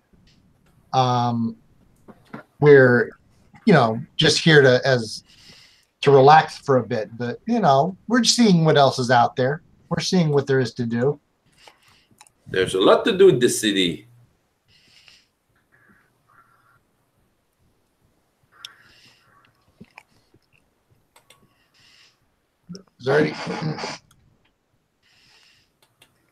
Yeah, there's lots of ways to have parties, but there's a lot to do in Ruzja. We can, if you can be of any assistance, we can do that, Sir Braxton. Sure. Are there any places that we can go that that are fun or interesting? Well, the Paya Hall, if you haven't visited. Oh, yeah, you have already visited. You know that. Well, fights are quite since you've been in lots of fights around. Let me tell you, if you don't know it, but you probably know it, that blood sports are banned. So on-site parties, there's not much to do for a gladiator as you are.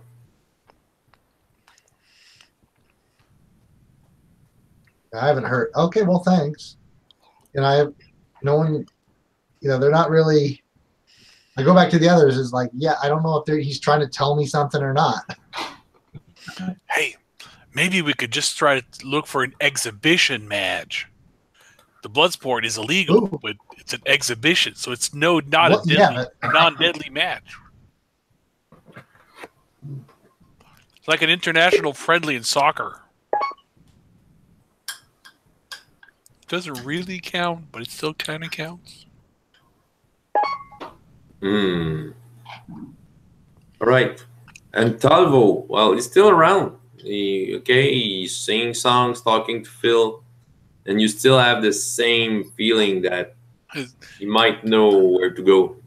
Is Ewing still around? Yes. We need to distract her. While you're searching at her, she's looking at you, a smile, and a glass in her hand. But to say they have, like I said, like you said, they have exhibition matches, and then they also have exhibition matches. You know, so there might be like their way of getting around the rules. Yeah. This is where I'm not sure how to read Ewing. When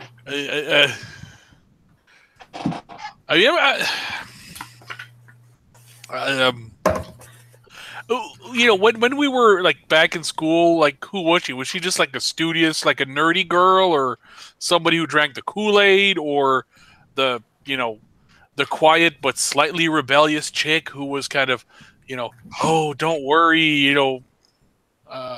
Manoas, you'll be all right, or was she just facing the crowd? She was a bitch who really hated you. Okay, well that's good to know. Well, I'll turn on the charm right now. Well, probably she might be a reason why you were kicked out. You don't have any proof of that, but she had good relations with the teachers, the one who have thrown you out because of your lack of potential. Yeah, I got potential.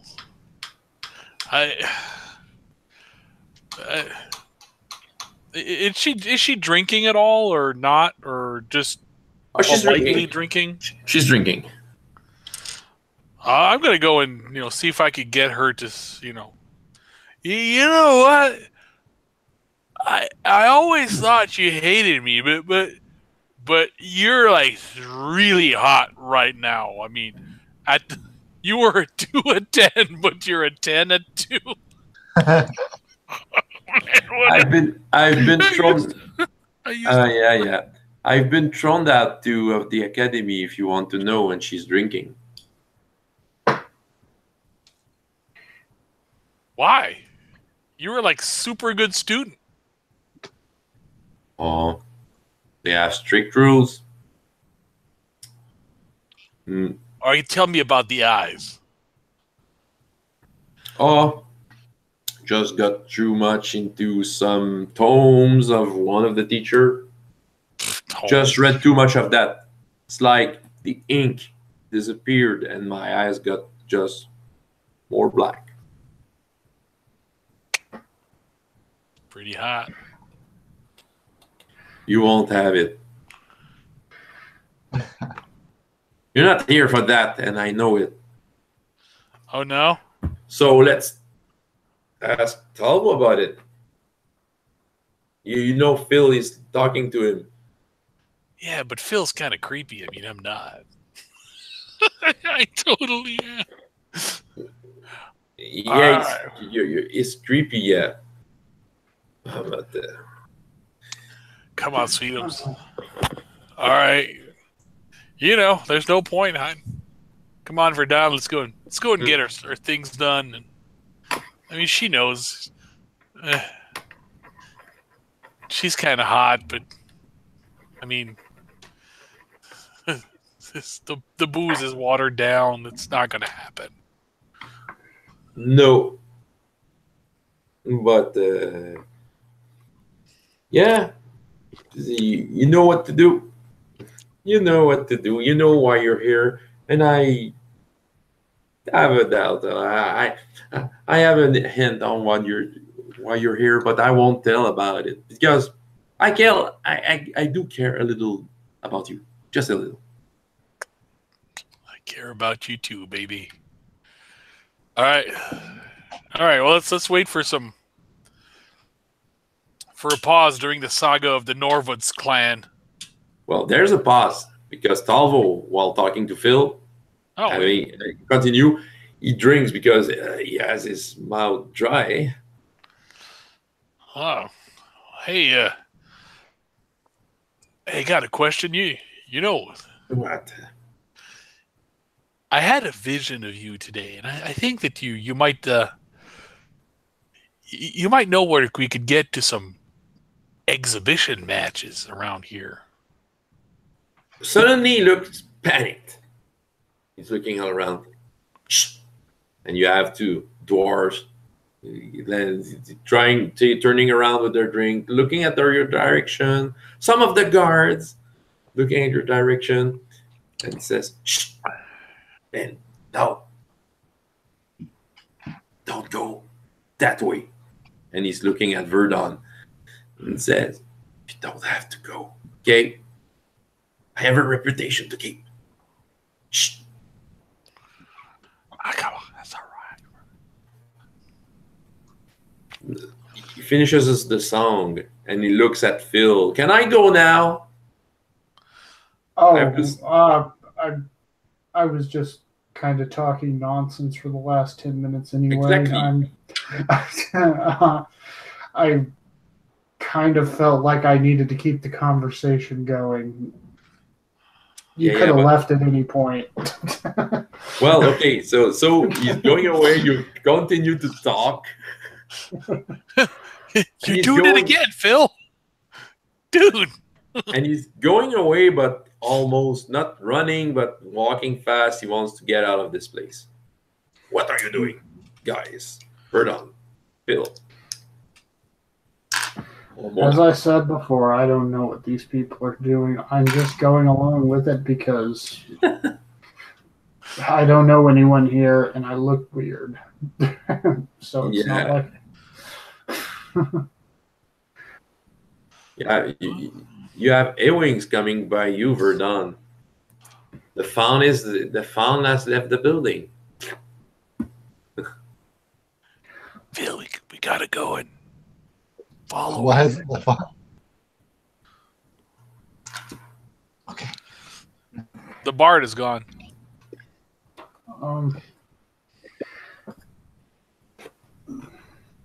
Do I have any abilities to trail that I could use to trail people? I don't see how magical creature would work. Well, I can have you do it with the penalty die. You can feel the satire is has some magical links, So yeah, do that with the roll 4 dice, drop the highest. This will be a difficulty of moderate 7. All right. Let me get my dice sight back up. Yes. So 4. Okay. 5, 6, 7, 8. 11, 12, 13, 14. I rolled 14. Okay, you can sense. Well, you've been with him all evening, and you can really trace him anywhere you want in this city. All right, I just kind of hang back and, just see where he goes. So we can see Phil sniffing his trace like a search dog. No, wait, with his tentacles. Who were following Phil? I was going with Phil. And Virdon. Come on, dude. Hey, Brian.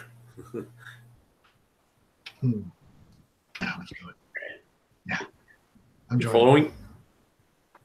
Well, where are we going? Well, Well, it's quite easy to see Talvo in a street that is more dark, talking to people, guards. He's stuck with guards and telling to them, no, I know nothing about this. I'm a respectable artist. And yeah, the guards are telling him, you will follow us. We'll have to interrogate you. Hey, guys, come on, guys. There's a party going back there. I know we're back from there. We're there. What? Oh, there were guards inside there. Wow, we actually brought the cops. Nice. But why are you bothering him? Well, I would say none of your business unless you have business with this man other than entertainment. Dude, you're not thinking about all right, okay guys, okay, here's the deal. When we asked the Fawn for an exhibition match is because we have some very interesting sexual preferences, and then I kind of give the nod towards Phil. He can provide. Me and Virdon are like, dude, that idea is closed. Okay. No. Do you let him alone with this argument, or someone has something to add?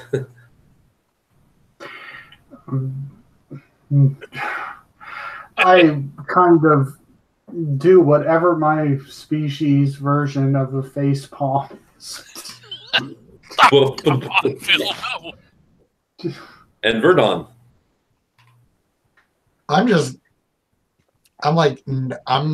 This isn't even my problem. Like, no, I'll just let him keep talking. Good. So you're rolling 3 dice, drop the highest. Okay, so I'll put the Experience point. oh yeah. So you roll 2 dice. Well, this is a moderate difficulty since it can be believable with Phil. The fact that you are rock stars and you can go with the excess like Motley Crue did in the 80s. That's right. And this is a 5, and this is a 3. In your face, dice rolls. When in doubt, go full retard. You never go full retard. And you have the guards looking at you, says, right on, do whatever pleasure you want, and they're going away. You have Talvo saying, okay, now thank you, now good night everyone, I'm going. Dude. He wants to go away. All right, so I'll activate my tattoo again. Okay, to get as fast as you can. Yeah. To telepathy or running at Yeah, him? the telepathy. I don't want to kick his ass. I don't see a reason for it yet. Right. Roll 2 dice. All right, so that's a 5. That's a 10. Well, yeah. You will play music at the next match. Okay, but in Rusja. no. So I have an idea where the next match is. You can have some sort of a strange vision. It's near. Well, where it is? Sorry. Well, there's an entrance in the. How can you say it? But there's a place, a market, a store, a clothing store. The only for I don't know how to call it, but the kind of clothing when you want to sew, you buy your piece of clothes to sew. A fabric store. A fabric store. Yeah. See you at your next performance, buddy. Have a good night, dude. He's going away nervously. Guys, I got us an in. You know when a dude gives you a smile like this, it can only end well. Yep. Let's go back to the party. Well, party pretty much over. The dwarves have nothing left to drink, nor to eat. the last elf is going away, and you have Match, your manager, alone there with the mess. It says, "Hope it was worth it, because I think we'll have to get back to normal arenas and have a couple of matches to pay what everything we have there. I made a deal with the manager to promise to pay everything in extra that we had to buy tonight. And Virdon, maybe you will have to pull strings like you used to get us out of this financial problem, unless we find a place to, you know what." I know where to go. You know, you did. Right. Now let me go and check out Ewing. Is Ewing still there, or did she leave? She's not there anymore. All right. Well, let's get some rest, people. Yeah. Okay. Tonight going quite uneventfully. Maybe, Phil, you have strange dreams of your species, but not more. I'll let the others know about where I think it is. Yeah. Telepath can have a two-way conversation with target only. Oh, okay. So do these? Here's a question about the psychic pool. Does it refresh when? Yeah, every night. Okay. It goes back. Okay. So you're totally fresh. I think the rules is back. It's completely back after 24 hours, and you just figure out what that is like. So that if you have a psychic pool of 6, then it's 1 every 4 hours. You know, if it's a okay, if it's 3, you get 1 every 8 hours. Well, I only used one in the original fight, so I'd be back up to okay. Right. Yeah. So, do we have any idea when his performance is going to be? Is it tonight, or is it in the day, or? He has to perform the next night, yeah. You don't know much about those secret matches. How do you attend there and all that, but you have a you pretty much know what the building is. You almost saw the address in your vision. Well, let's go and walk around there and see if we can figure out some more. Good.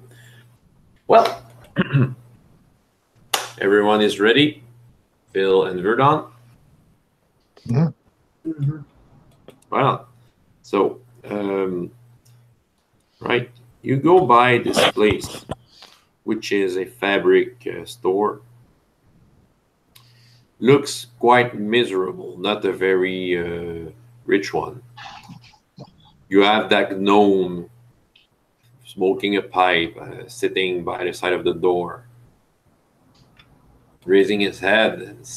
He has an apron, and can I serve you something, my good sirs? I'll let Virdon take the lead because I shouldn't be talking. I really shouldn't. I've dug us into a deeper holes.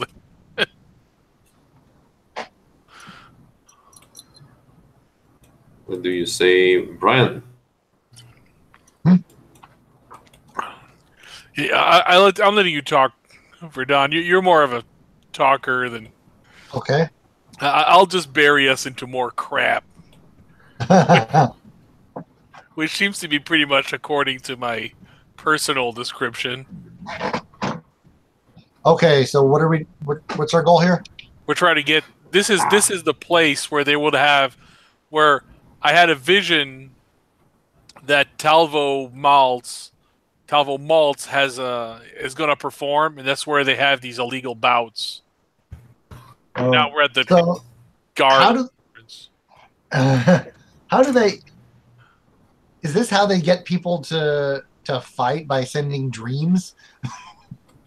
No, I use my magic, some of my magic, to figure it out. Oh, okay. So okay, what we'll do is I'll go in and I'll basically try to circumspectly find out like who do I talk to get us booked to fight?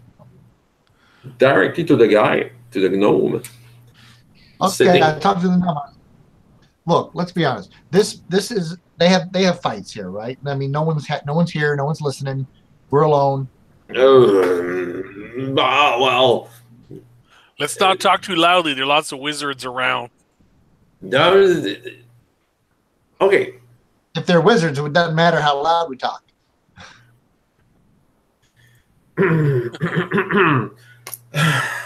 He's looking around and says, "Okay, we found the place. I'll let you in. Yeah, You'll follow. You're not the first one who came today, so get here, the back door. Just remove the fabrics and get in. Okay. Get in. That's just all I will say. Okay, well, hey, we're in. Right. So, yeah, there's a fabric store. There's the wife of the gnome sewing something, looking at you suspiciously, and letting you go in the back store. Okay. In the back store, you can see, well, a pile of fabric. So they say that to do that, to remove that and all that. But you see something. Well, Phil, you see something on the floor. There's a pilgrim cape on the ground with and it has the scent. You can scent it with your tentacles. It scents like earwings. Well, looks like Ewing lost her cape. I go pick it up. Is it? Let's say, being a magical creature, I have like superior smell. Yeah. And perhaps I can find out where she is. Well, so I roll a 12 for my magical creature to, smell the cape and see if I could find out which way she went. Like the way you did with Alvo the day before.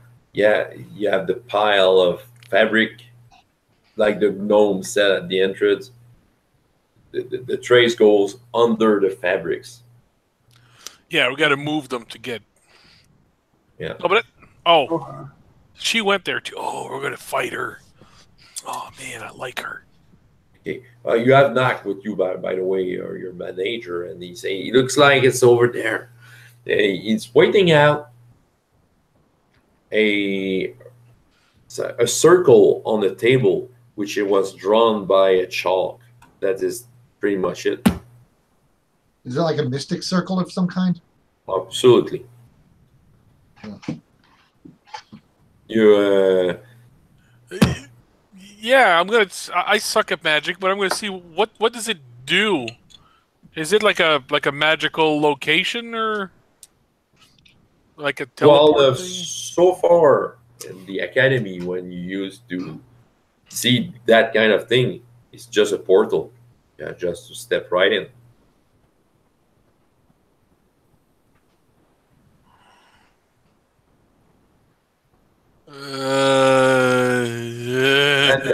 And A-Wing's traces goes directly in the center of the circle. Okay, so this is what we reveal once we remove the fabrics. Yeah. Okay. Well, I stepped in. Okay, then yeah. Okay, I thought this was like off to the side. You know, the fabrics were here. There was a table off to the side with that. I'm like, that's not the same deal. Well, Virdon disappears in the circle. Yeah, you said you were stepping right in? Yeah. You see Virdon disappear, and as he disappears, you can hear maybe clients in the store, but not the regular clients. Yeah, we're searching for a strange creature. You know, You are under the order of the mayor of Ruzja. You have to tell us. No, no one came over here. So yeah, some guards. I go through. You disappear. Notch and looks at you, Phil. I think we should go. Oh yeah, of course. And Notch goes on the table. And as you step on the table and get into the circle, you can see another gnome, which maybe is an employee or something like that, just coming with an axe, and he's smashing the table just as you got through the circle. All right. But you appear somewhere. You are in a room. There's a dwarf with a golden armor waiting for you. That must be really heavy. Yeah, another dwarf. It says to you, so you were able to find us. You are in the contest. I know about you. I've heard of your exploits. And yeah, we were searching for worthy fighters like you are. So welcome. Welcome. Let's get it on. I guess it will be the best fight we'll ever have. In centuries. Oh, you will have heavy contestant against you. Oh, heavyweight. I have bet on the other team, not you, by the way. Okay. Oh, okay. So Hope you don't like your money. Prepare yourself. Prepare yourself. People will be waiting for you to see your blood. Man, those dwarves, they're jerks. Oh, yeah. Well, in a magical society, they're not very happy. Okay. Well, you have rooms to prepare yourself, very standard rooms, in fact. And you're being driven at some point to the combat. Unless you do something special between that moment, you are being served food, no girls.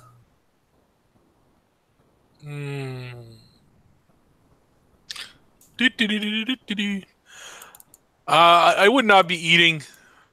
Nope. Okay. Only after. Right on. Yeah, just eat a little bit to keep the strength up and not get bloated. Yeah. Yeah, same here.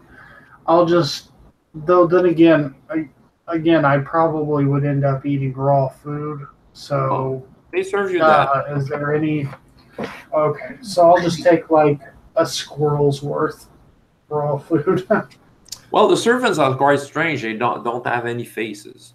It looks like probably some sort of magical constructs, but they look like, quite human, gray skin, no face. And they don't talk and anything. No one comes to you, and Nock is very nervous about that. Says, this is a very strange place. It's like, yes, we're being served by the question. But you won this fight. You are the best. You are the best. Okay? You've been fighting all the way along. You'll be at your top shape, guys. You haven't lost any of your reflexes. Just beat the ass of whatever contestant you'll have. There's no better than you in the country. That's right. Right. One of the faceless servants comes and points you the door. I think it's time. And they give 3 bottles to Notch. These are healing potions. I guess they want to make the show last a little longer. Yeah, in case you're very wounded. Okay. All right. Well, now I'll take, I guess, one of them. Yeah, I can give you that. You have all of you have one Okay. healing potion. Good. So, are you following the guide? Oh yeah. So you are being guided in different corridors. At some point, you got into a big room where there are big mechanical bearings and stuff. Gears? Finding gears. Yeah, that's what the word I was saying. Big giant gears and stairs and. At some point, they get you on an arena. And now that's the right one. The first one I've shared. Yay! Yes, right. I will share that screen. Make a small description of what are you seeing exactly. Yeah. You see that arena with a round ring. All around the ring itself, there are 9 boots. The boots with which looks like a magic user in it. Each magic user has a different, very colored robe, and they are sitting there. You can see something running all around the ring. On the top of it, which looks like a rat, a big rat that has his back on fire. And you can see your adversaries, and the lady that I'm moving right now is A-Wings. How you doing? She nods. And you still also have some other badass. I will just show the picture of them. Looks like Zangief over there and Cat Dude. Yeah. Kratos? Yeah, well, the guy with the axe has a big reputation. He's not a team player, but he's one of the greatest gladiator in Quilven. It's just that, like I said, he's not a team fighter. He has been brought into a team like that. He's called Grabo. This is a very dangerous man. And the other ones, you don't know about the cat man, but he has the symbol of Stuka Krui as a falcon, and you can see the bow, and you can see armored. You can see a wings. Sweet. Yeah. So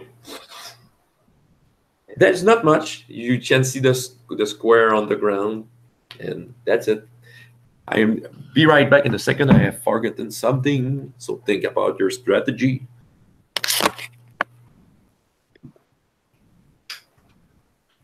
Do we just go one-on-one, or? Yeah, is it, so what's the deal? Is it just like what are the squares something, or is it just an arena where we fight? He said there are boots with wizards in them, but I'm not sure what they're. Yeah, are they going to cast spells at us while we try to kill each other? Probably. That sounds a wild possibility. Well, right on. Zangief over there is apparently not a team player, so. Right. There's a large public. Some people not coming of this world, some strange creature like you are, Phil. And towards that, there's a place more privileged where you can see your father, Virdon, Brian, can see Morden looking at what is going on and having a surprise while he sees you. Nice. And looking pleased by looking pleased like by that. Oh, and he's talking to his counselors and all that, and I'm laughing and seeing his son in the arena. So just here's a question that we had So the wizards in the booths, are they above the area, or are they in Above, those yeah. squares? Or Yeah, they're around the area. I should have drawn them, but you can, I can make small shapes like that. okay, so it's not this whatever squares that there are drawn out there right now. Yeah, you have an example. So there are 9 of them. I'm thinking Ewing's probably the most dangerous of the 3. Not saying she's necessarily the most powerful or anything, just... While you're thinking about that, she's waving her hand and she has cast a spell, but you don't see what she has done. You just know that she's done it. I keep thinking about her naked. Mm-hmm. Well, it may give you courage. But yeah, we went to the go ahead. Out of the 3, Ewing's probably the most dangerous. I would actually maybe not ignore, but not make it a point to go after the Zangief over there. Just because he's probably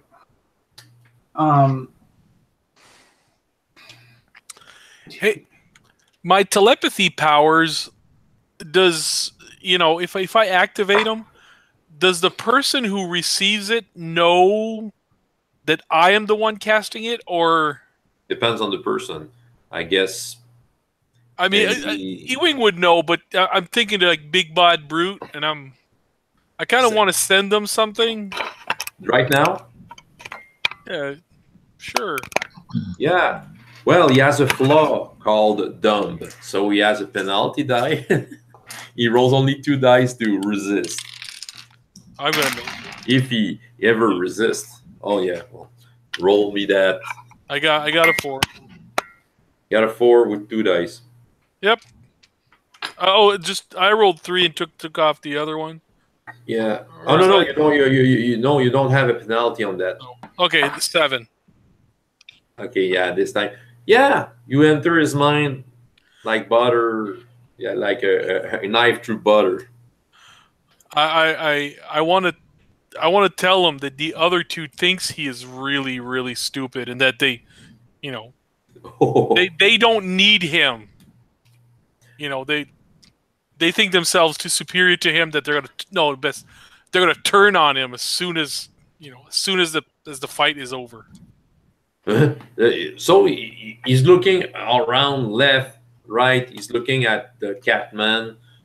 He's kind of growling, and the Catman looks at him nonchalantly, and he's looking at you with his cat's eyes, trying to evaluate you. And then you have a 10th wizard, which has a very high hat and says, "This is the fight of the century. We have special guests.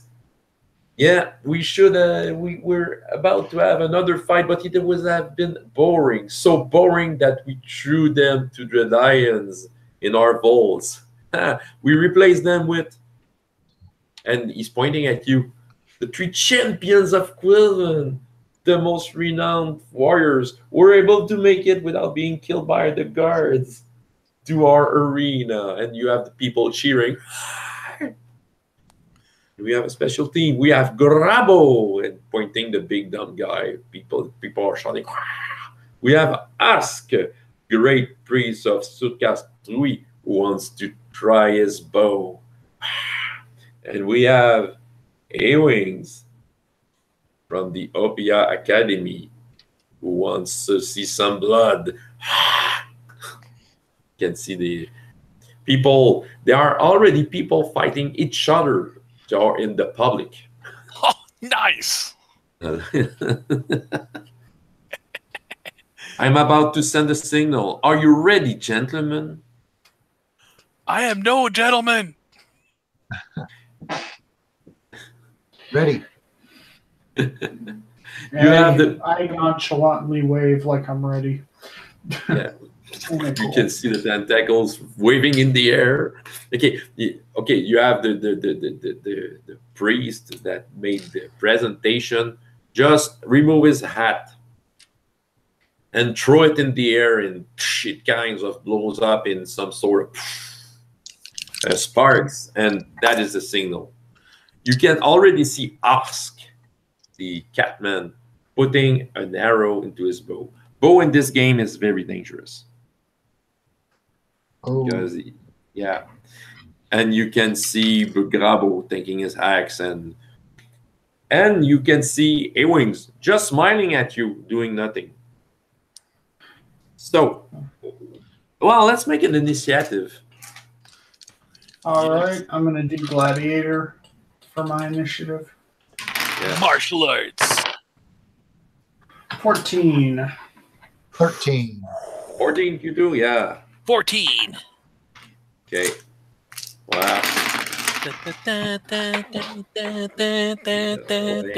Arena. Okay. And, well... Right. So, who has more than 14? Well, the catman just raises bow and aims at. I will do it randomly. 1, 2, 4, 5, 6. You're at Moanas, and an arrow just fly by you. Can you do in the martial art evade? Grab the arrow. Oh yeah, no. You want to grab the arrow? Okay, yeah. Range attack as something special. Your defense, okay, 3, and you want to dodge, I guess, something like that. Yeah, I'm doing my martial arts. Well, you have 7 dice. Oh. Oh no, sorry, 6 dice. Yeah, because you're dodging, and yeah. Okay, this another calculation. Well, that's craptacular. How did you get? 13. 13 with 6 And dice. I rolled a 6. Right on. So 2, 2, 1, 1, 1, and a 6. Oh man, that's a crappy dice roll. All right. Well, you lose something like just making my calculation. Well, something like 21 hit points. All right. Well, this might be a shorter fight than we thought. We may get to sleep tonight. So you have the arrow put into you, but the 6 something advantages comes to, well, what kind of advantage you can get from that? Well, I was using martial arts, so I guess I'd just throw it back. Throw the arrow back to the guy? Yeah, it just comes right through my hand. It's like, crap. I'm barely alive. Oh yeah, your hand is almost dropped. Okay, who got 14? Actually, no, I got it. Right, go ahead. I got it, and I will tell say to Grabo. Oh yeah, that was the signal to start. They're gonna turn on you now. He's very confused. You can see it in his eyes. Who got 14, by the way? Virdon and Phil, I guess. Was it? Minoas. Okay. Moanas. Well, I'll go with Virdon. Brian, you got 14 for initiative? I got 13. 13. And okay, and Phil, how did you get again? I got 14. Okay, it's your turn. All right, I'm going to be a little more practical here and just spread out. I'm going to go over here, not quite to the wall, but can I move the whole distance or? Yeah, well, you can move the whole distance, but you won't do any more actions if. Okay, well, all right. So I moved about halfway I guess I'm just not moving particularly fast. I'm doing it as like a combat jog, and going towards that, going towards the area that I put at. Right. Okay, Virdon, Brian, and we'll come to Moanas just after. What do you want to do, Brian? Right. Okay, so this guy in the middle is like firing a bow, which should be cheating. Seems not so. This guy's just getting confused, right? So I guess I can't really do anything until I get close. So how far can we go in a turn? Well, you can do all the arena in one turn. It's just that you won't defend yourself properly if you do it. If you do half and you meet with someone who fights, you can defend properly. If you do all the movement, you will have a penalty die to whatever you try to do. Okay. Well, I'm gonna start moving over towards. I'm gonna try to like move about halfway. Right. Good. And I'm being defensive. Okay. Good. And Moanas. All right, so I have the arrow in my hand. Yeah. So I will. The arrow would be in my hand, kind of like this. Right. So Moanas will take back, focus his key power, and lightning strike the arrow. Kapoof! I'm trying to, I'm gonna do something like really foolish, but that's awesome. I'm trying to hit the string on the bow. Wow! Okay. Right on. That will be a little difficult. That's all right. Okay. Right on. That's why I got points of random stuff. Okay. Well, roll your martial arts with the penalty die. So 7 dice, you remove the highest. While the target, he will try to dodge. So I'm rolling his defense. Yeah. If I use a experience point, that's just 6 without removing the highest, right? Yeah, you will negate the penalty. All right, I'm gonna try and do that. So just 6, and there we go. Go. That's all right. That's all right. 25. Oh man. Okay. The arrow just flies over the place and hit the guy. Since it's some sort of an unarmed combat, he loses at least 10 hit points, which is a lot for him. He has the arrow deeply pinned into his leg. He's screaming. Okay. We have the confused Grabo. Okay, he doesn't know what to do. So, you will tell me, GP, odd or even. I will roll the dice. And if it's on your way, he will not fight one of your friends. I will go odd. I rolled a 5. Sweet. So, the guy is confused. He's just doing some pace over there. You have A-Wings looking at Grabo a little nervously, but nonchalantly walks towards Phil and just stands in front of him, smiling, doing nothing.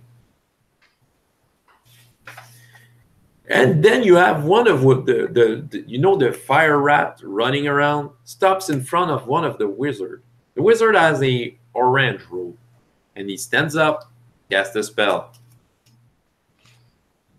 And where Grabo stands, poor Grabo. I have to do it. All the square is engulfed in fire. Yeah, some random spell casting. going around. So Grabo is in fire. Ah! He's losing some hit points. Ah. Yeah, he stands back. He's burned, but not dead yet. Okay, we get back to the fire. The arrow firing man. He's going behind the fire, and he takes his potion. It's Mona's turn again. I'll take my potion too. You're fully healed. And oh, hold on, let me move. I'm gonna move to here. Good.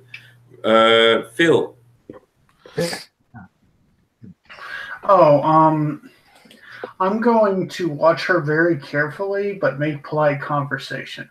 It doesn't really matter what. I'm just kind of interested in seeing what she's going to do. But I'm keeping my guard up. So you're talking to her? Yeah, just yeah, this is kind of interesting. You've been following us around. Okay. Make your magical creature roll.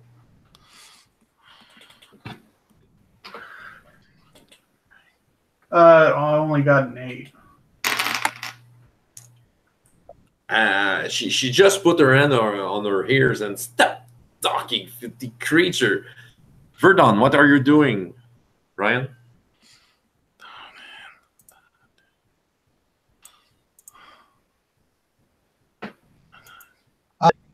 The question is: this fire staying, or is it just one big burst? It stays there. Is the place still on? Is that thing still on fire? Yeah. Okay. The fire is still going strong. Like if it was. Because, like I said, I thought it was going to be one big ball.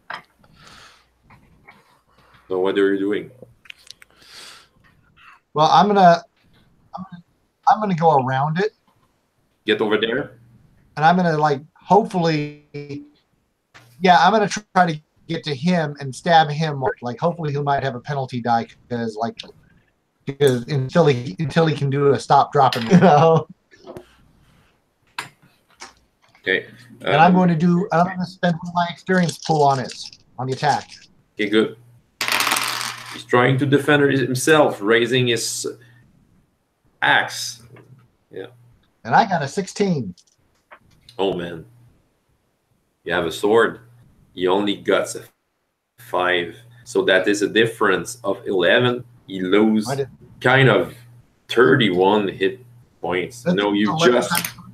33 hit points. Yeah. Man. His confusion and all that. Tell me how you get your sword through him. I'm just going straight through his chest if I can. It's going to be a major wound. Oh, that is. He is in the minuses. He falls down, and with your sword through him, he's burned. The confusion and all that. You can see the bird, the cat man, well, ready to maybe start another arrow.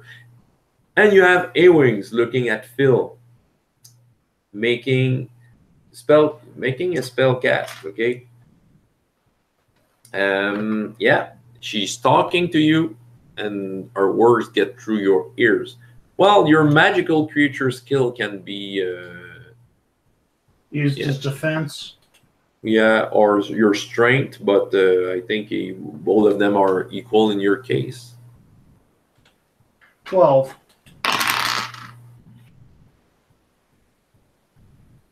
Okay, you can feel the frustration in her. It doesn't work the way she wanted, and she just get back a couple of pace. Then the flaming rat stops in front of a wizard that has some kind of a blue robe. And in the middle, well, here, let's just make a move. Here, There's water. There's a waterfall falling down to somewhere. Like it's just the edge of a waterfall that is coming from another dimension, probably, and just and it engulfs into the middle of this the ring. The arrow firing cat fires an arrow at Virdon. Oh. I nimbly try to dodge out of the way. Wow, okay. So you'll roll. Well, that is 4 dice. 4 dice? Yeah. I know my gladiator for why. It's like because my gladiator. No, yeah, well, that was I was taking into account, and since the distance is taken into account, so you add a dice because of the distance. So 4 Gotcha. dice. Ooh. Just rolled a 10. Roll the 10. Yay. Oh man, I think the potion will be a good thing because you've just lost something like 32 hit points. I only have 21. So you're at -11. You fall down. You're not dead yet, but you fall down. Okay. Your potion rolls on the ground. And you see the Catman, well, his next move will be to take the potion on the ground, the potion of Grabo. And so is then, Grabo down, or is he still alive? well, he's barely I'm at alive. -11, so I can't really do anything, can I? Not from that kind of wound, if I remember correctly. Let's see. Okay, I have the rule book here. I think it's worded because that is a gray area for me. I know that I've read about it. Just flip through this. Thumb drop the zeros. Yeah, I think I'm probably unconscious. Okay. Yeah, well, it's not that kind of wound. Yeah, no, you're dropped down. So, yeah, for now, you're out of the game. It's Moanas' turn. Well, I'm gonna go and give him his own potion. Yeah. I can't. So you're getting beside him, and you just drop the potion on him. Yeah. Okay, you're fully healed. We're done. Hey, another question that I have. Yeah. Can we go through between those 2 squares? Yeah. So between the fire and the water, can we go diagonals, or is it blocked? There will be a test, a test for moving. In your case, martial arts should do. Okay. Yeah, it will be a moderate difficulty, 7. Okay. Phil, what are you doing? Well, she looks light enough, so I'm just gonna Now, question: dash up to go through her. the water. Is that water? Is that water? What? It's water in the middle. It's like a big waterfall. That's water, yeah. Okay. Yeah, go Phil. I was gonna go towards her and just pick her up. Use my strength attack just to grab her and do like a fireman's carry. Okay. It had to go to Entai, Phil. It had to go there. Oh, I'm just, What did you roll? Let me roll that. I only rolled a 10. You're strength. not even able to touch her, like her tentacles. Well, just stops at 3 inches of her, and she looks at you and she smiles. And she's trying again to say the same word as she'd said just before. Make your magical creature check. She put an experience point on that.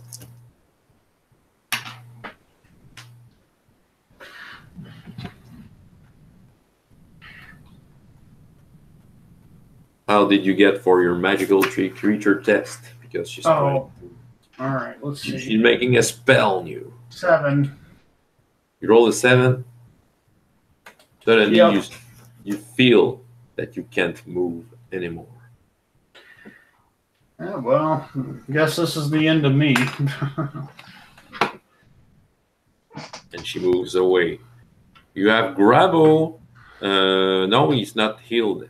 And their fire rat stops in front of a mage. That has some sort of a well, kind of a white robe, and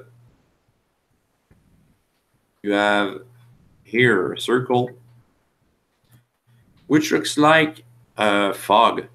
Tic-tac-toe. Yeah, tic-tac-toe right now. It's okay. So it's just fog. So you could probably use it to conceal ourselves, or will it devour us? We don't know. We don't know. Is there a way to know? Is it like a spellcraft check or Or to identify what spell it is? which one? The last one that Yeah. has appeared. Yeah, especially the fog. I mean, the water and the fire; those are pretty obvious. But is it like a cloud kill or something like that, or is it just normal fog? It has to do probably that's the kind of fog. That's the, well, you can feel that it has something to do with mind control. No. Okay. Let's go with Virdon. Brian, what are you doing? You're magically healed, but you don't have your potion anymore. Get her done, dude.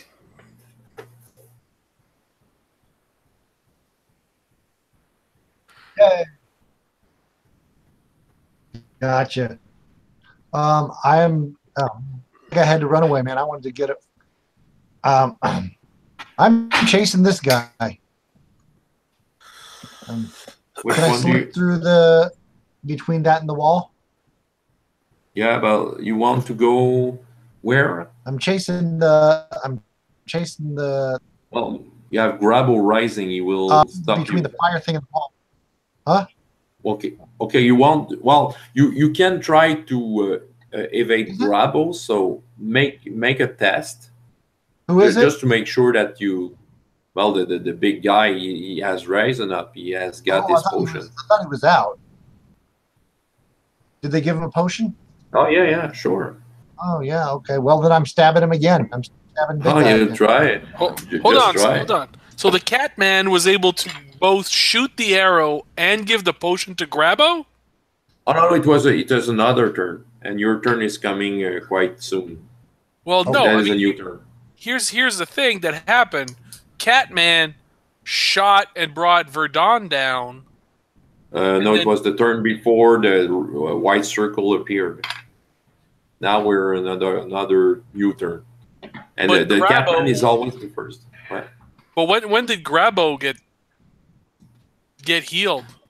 He got healed on that turn. He gave the potion and just got away. Grabo don't have his turn yet. He's just rising on that turn.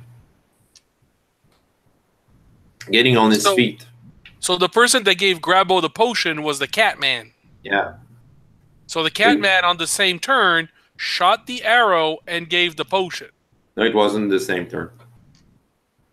It's a new turn. The turn before he shot Virdon, and his next. I just announced his next move. He was to grab the potion. All the while you gave the potion, Phil was paralyzed, and then we're on a new turn.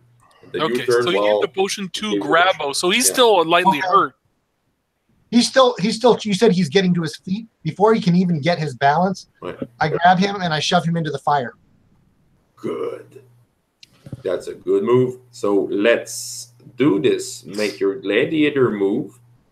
Since you're taking advantage of that, he has physical strength, but I will give him a penalty dice. I just rolled 10. You just rolled 10. Well, believe it or not, you rolled enough. Nice. You push him the fire. Okay, I will have to make the fire a little less weird if I want to bring back the.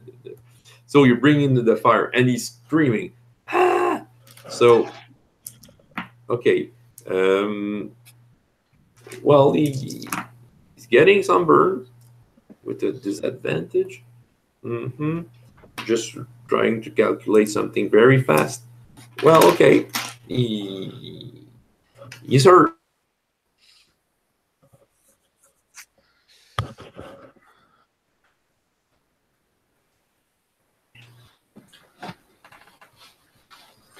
That's all right. Huh? Oh, Sure. Me. Your turn. No, JP. Oh, okay.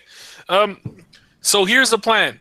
So Moanas will put one foot on the wall. The other foot will go on top of Virdon's shoulder, and he will project himself into the air towards the Catman. Now, what his plan is he plans to go and hit that bow. I mean, I want to destroy the bow. You're an archer. I am going to destroy that thing.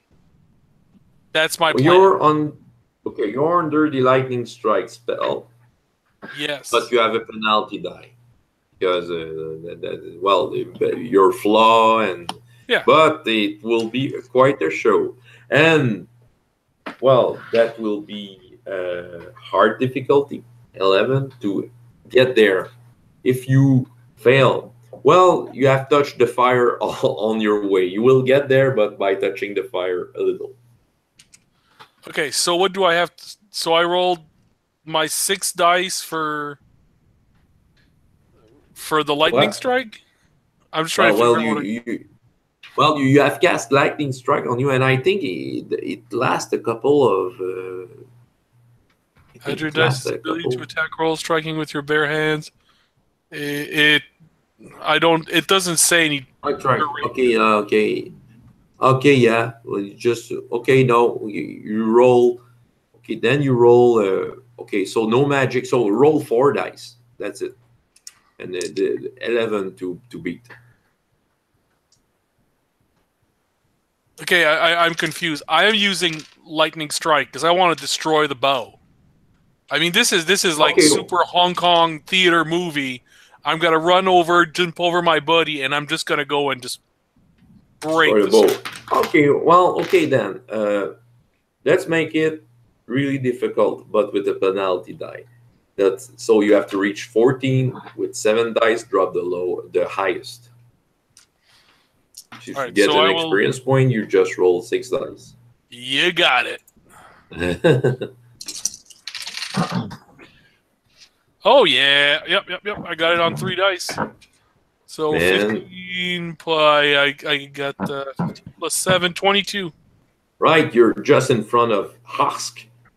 Your feet on the bow that is broken. You can see the clamor of the people around. Phil, you have a special ability called Magical Creature. You can maybe break the spell because you're the only one who can probably break that spell that Ewan sent you. Do you try? Chris. Okay, yeah. Roll your 3 dice. All right. It's just going to be a magical creature roll.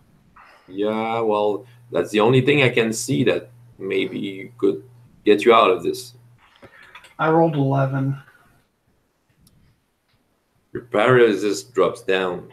You can see Ewins was looking at you, satisfied by the fact that you were paralyzed, and then frowns a little because she just realized that it just didn't work on you. So she goes into a more violent stance. She just jumps on you with a sword in hand. So okay, well, I'm just going to use my Mediator. Yeah, my strength just to deflect her, almost like push her out of the way as soon as she jumps. Good. She jumps on you and she hits you, but depending on your defense. I only rolled a 6, so I acted too quickly, and barely hit her. You lose 24 hit points. Oh shit! She really Well, cheated. How much I've is got 4 hit points left. Yeah, she really hurts you. So from now on, you are on the penalty dice on anything you do. Okay, and then, well, we have Grabo coming out of the fire. And, well, he's quite angry at Virdon. Virdon, do you try to defend? Of course, yes. Do this. 16. Man, you're on fire. The way of thinking, because I thought he was on fire. yeah, well, he doesn't have a beard anymore, by the way. But yeah, and then the fire rat stops on a new circle, a new square. Well, a mage that has a robe. I just had to find my notes. Oh yeah, okay. Yeah, okay. Right here, he has a gray robe, and there's a big column of stone that just rise up to the air. That's it. That's it. Okay, it's a little underwhelming compared to the others. Go ahead. I guess it's better than fog. Well, the fog was apparently mind controlled. Yeah. Okay. Well, you have the Falcon of Ask, who is trying to bite you in the neck. Moanas, like trying to defend on that. So I use my martial arts, right? Yeah.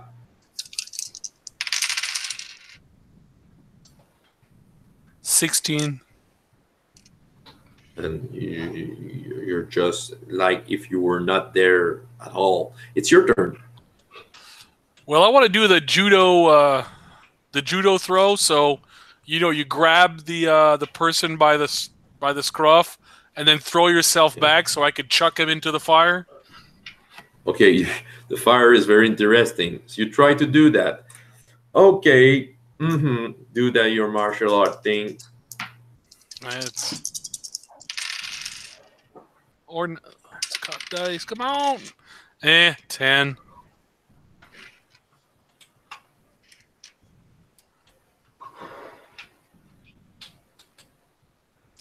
So 1-0. So, you what? What? How did you get? 10. How much? 1-0. Yeah, it works. You throw him in the fire. Ah! He screams like a pig, and like a burnt cat. Yeah, well, no, he rolls on the ground. He's totally on fire. You won't see him around. He's spraying the god. He's calling the Stukasqui to save him, and doesn't seem to work. Virdon, Brian, what are you doing? Oh man, I'm just gonna stab the big guy again. Try this. 12. He raises his axe and just stops your sword on the way.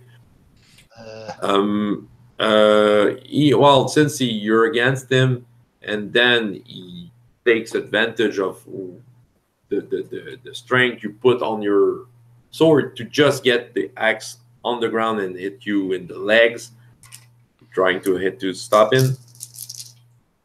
Oh man, he's doing the Cobra Kai maneuver. Sweep the legs. Cobra Kai. So, yeah. Do I roll to defend? So, Brian, you're defending yourself? Yep. Ooh, 7. 7? Well, you lose 4 hit points. Oh, that's not too bad. No, just a scratch. Phil, it's your turn. I guess the only thing I can do right now is attempt to drink my potion. You drink? Yep, well, I drink.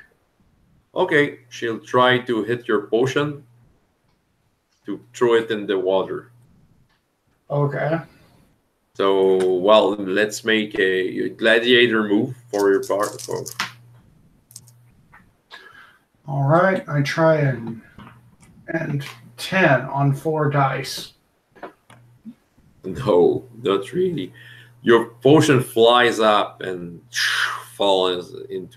gets into the waterfall. She laughs at you. You're a pitiful creature. The fire rat stops in front of. I just want to. Okay, a brown-robed mage. And there's a big pile of thorns that just grows up here. Very sharp, piked thorns. It's the Catman turns. Well, he has one final word, and it's I'm dead. So we get to Moanas. Well, I will go and run behind Grabo and do the Cobra Kai maneuver, which is sweep the leg. So I am running. I will reach second base, slide all the way, and see if I can make him fall ideally into the fire. Okay, he will roll his physical strength with that. Ugh. Well, That's craptacular. 9. Oh man, he rolled a 10. All So right, you just hit the head. Did you have a 6 on one of your dice? I guess not. Nope. Virdon, what are you doing? Brian. I'm just stabbing the guy again. I mean, like I don't trust myself to be able to put him in the fire again. He will turn around, try to stop you with his axe. Ugh, 7 again. He got a sting. Then he grabs you by the collar. That's what he's trying to do, and he will push you in the fire. Try to. So he will take his physical strength to the. Oh man! And I rolled an 8. How much did you get? I rolled an 8. You're in the fire. Whoop. Perfect. So, how much hit point do you lose? Fire. Well, you got an 8. Roll 2 dice.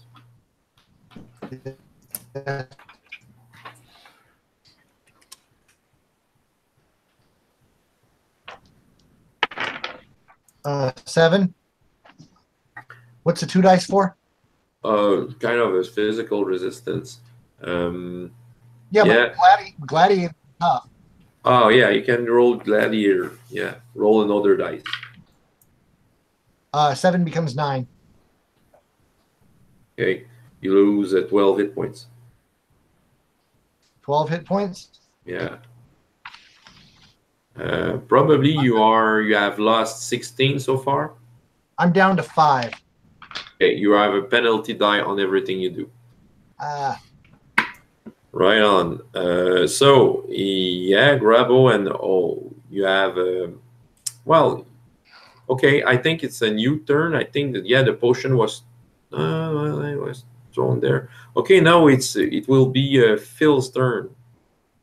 All right. Not really knowing what else to do, I mumble about retiring as soon as this is done. And I'm going to use my strength roll. Well, I got to roll 4 and drop the highest. And try and suplex her into the thorns. Right on. You should try. Okay. Go ahead. 5. With your dice, that she do resist. She just stops your tentacles with her hand and then stabs you. And I'm dead. Well, depends on what you roll on your defense with the penalty die. You can use experience points to negate that. Let's see. I rolled my gladiator for defense, and then I have 5, 6, 7, 8, 9, 10, 11, 12, 13, 14. You got 14? You stop her easily. She's very angry. The firing rat comes back. Oh, and there's... Oh, that is quite interesting. That is a black-robed magician, and what appears is some sort of strange person. Looks like a demon, just rising up from the ground, ready to kill everything on its path. It's Moanas' turn. Well, Moanas will go ahead and use his lightning strike. I'm going to go and strike Grabo at the knees. So ideally, I'm going to strike him at the knees. Is he hurt badly, or is he pretty much still... Oh, he's pretty much bad. He's hurt badly. All right, so I'm going to go and punch him in the knees. Go ahead. See if I can take him down using my lightning strike.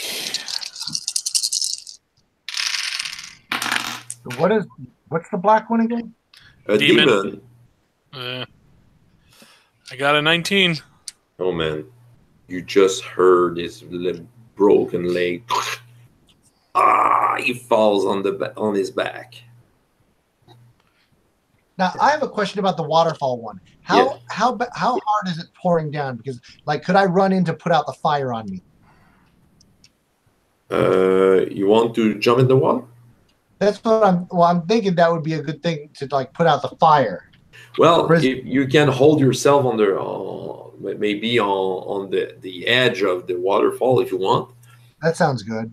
Yeah, but that will be quite an exploit. But You may want to stop, drop, and roll outside of the... I'll stop, drop, and roll on the side of it. Yeah. Okay, so you get in the water? Yeah, is it my turn? Yeah. Okay, well, I'm not going to get into it. I'm saying is how hard does it seem to be coming down? It can be hard, but moderate difficulty. You roll a 7. You have a penalty. You can roll gladiator. You have a penalty die.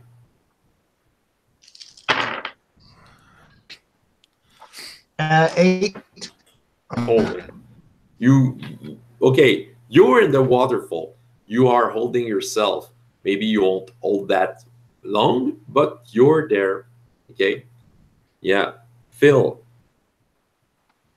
Okay. I'm gonna try and do something similar. I'm gonna try and grab her with my tentacles again and fling her into the thorns. Or the demon? One of the two. You want to bring her in the thorns? I'll shove her right into the demon.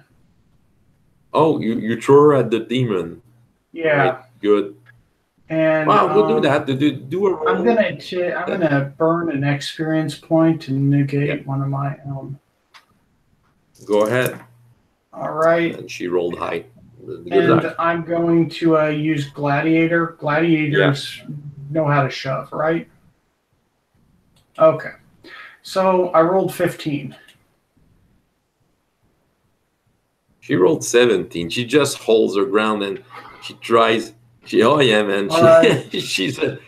fire, and she just tried to do the same. She's trying to dance with you and throw you at the demon. Try to defend yourself. Okay, I try and do gladiator footwork, and I rolled a 17. Yes, okay. You're holding your ground. This is demon's turn. Well, the demon is quite interested in her. She's the closest. So the demon just tried to grabs Aeons. Man, that poor girl. She's between the tentacle creature and the demon. Well, in this case, the tentacle creature is just going to walk towards the north side after the demon gets a hold of her. Okay, she just did have the intelligence to run away because the demon grabs her. Doesn't seem to hurt her, but she seems in a very bad position, and the demon tries to eat her, but he just can't get his teeth through her because something is blocking the demon from biting her. And the rat stops in front of a well, kind of brownish, light brownish magician, and quicksand appears here. So that cat man's gonna go away.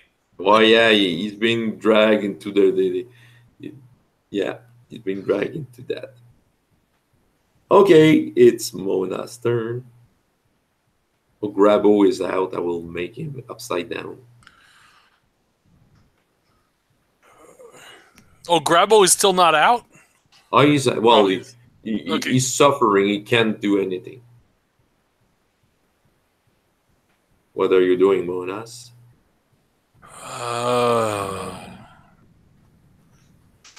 We gotta. Could I? Okay, so. Sorry, Brian. I haven't heard this. What I meant, I just. So the demon can't eat the girl. He's trying to eat her. I haven't realized yet that he can't. He's really trying to chew on her, and she's screaming, trying to hit him with her sword. Well, more screaming in rage. Okay, so this is what I'm going to try and do. All right, so I was terrible at that school, but I did learn how to fight. So what I'm going to do is I want to do the old Street Fighter Ryokan attack. But what I'm trying to do is when I focus my chi and just send it towards her, is to dispel that protective aura that she's got. I mean, you know, I can see the image, you know, of like, you know, the she's like, you know, being the demons holding her, and then the spell just kind of like just right. Rips Since it's away. dealing with magic, I will make your flaw. Yeah, absolutely. So whatever I got to roll, I'll spend my last experience points, and this is kind of the last throw of the dice, literally. So you want to break her spell? Yep. All right, on. Let's try this. So I'm not sure what I got to roll now. Well, roll your martial arts, but with the penalty die. But I will use my experience points. So come on, baby. Oh, that could be all right. That's a 13.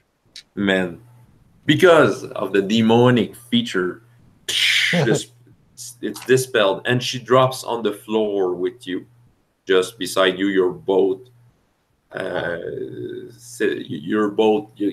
crouching, well, on the, just at his feet, at the demon's feet. Virdon, in the waterfall. What are you doing? I wasn't moving, actually. I was just staying over there and just kind of... Whoa! Okay, with your mind. Yeah, I'm, you know, literally doing the Street Fighter move. You can, you know, just use my ki as kind of a way to project my... Okay, but... That's fine over there. That's cool over there. Virdon, Brian, what are you doing? You're in the waterfall. Oh, I just don't... Okay, Brian, he will try to get back. No, let's go with Chris then. All right. So do I notice that the spell's broken? You saw a flash. I just dropped out of here twice. Brian, well, yeah. I'm here, but yeah. Can you hear me? Yeah, I can hear you. You're dead. You're So dead. the two guys. I'm there. Okay. Okay, I'm trying to. So those two guys are dead, but Yeah. And is she still being eaten by the demon? Well, no, she has been dropped because the spell has broken, and she dropped on the floor. Kind of a flash. I was targeting her spell, her protection. I don't care. The demon can stay there. Yeah, the demon is still there, and she's not having her spell anymore. Okay. Well, just before I will make Phil's turn with Chris, and I will come back to you, Brian, because he's near from what happened. Yeah, you saw some sort of a flash. It has been dispelled. All right, I'm going to try one more time to suplex her into the thorns. Now, burn another experience point to she has a penalty die with her skill because she's on the floor. She's been dropped. Go ahead. All right, and I'm burning another experience point to keep from having to roll. What's that new? Roll 13. 13, and yeah, she rolled an 8. And the thorn, she lost 15 hit points. And the thorn. Okay, go ahead, Brian. What's in that new circle while I was away? Okay, quicksand. Quicksand. Okay. Well, I'm moving away from outside of this area. Good move, because the flaming rat. Yeah. Just as you drop out of this place, stops in front of a mage with a greenish robe, and kind of you as you got out of this place, you kind of began to fly. No gravity. Ooh. Yeah, it's Mona's turn. Okay, you have you have Awen. Oh yeah, it's the demon's turn. You will try to eat Monas. Well, I'll defend myself. Yeah. In that spot, or can you move around?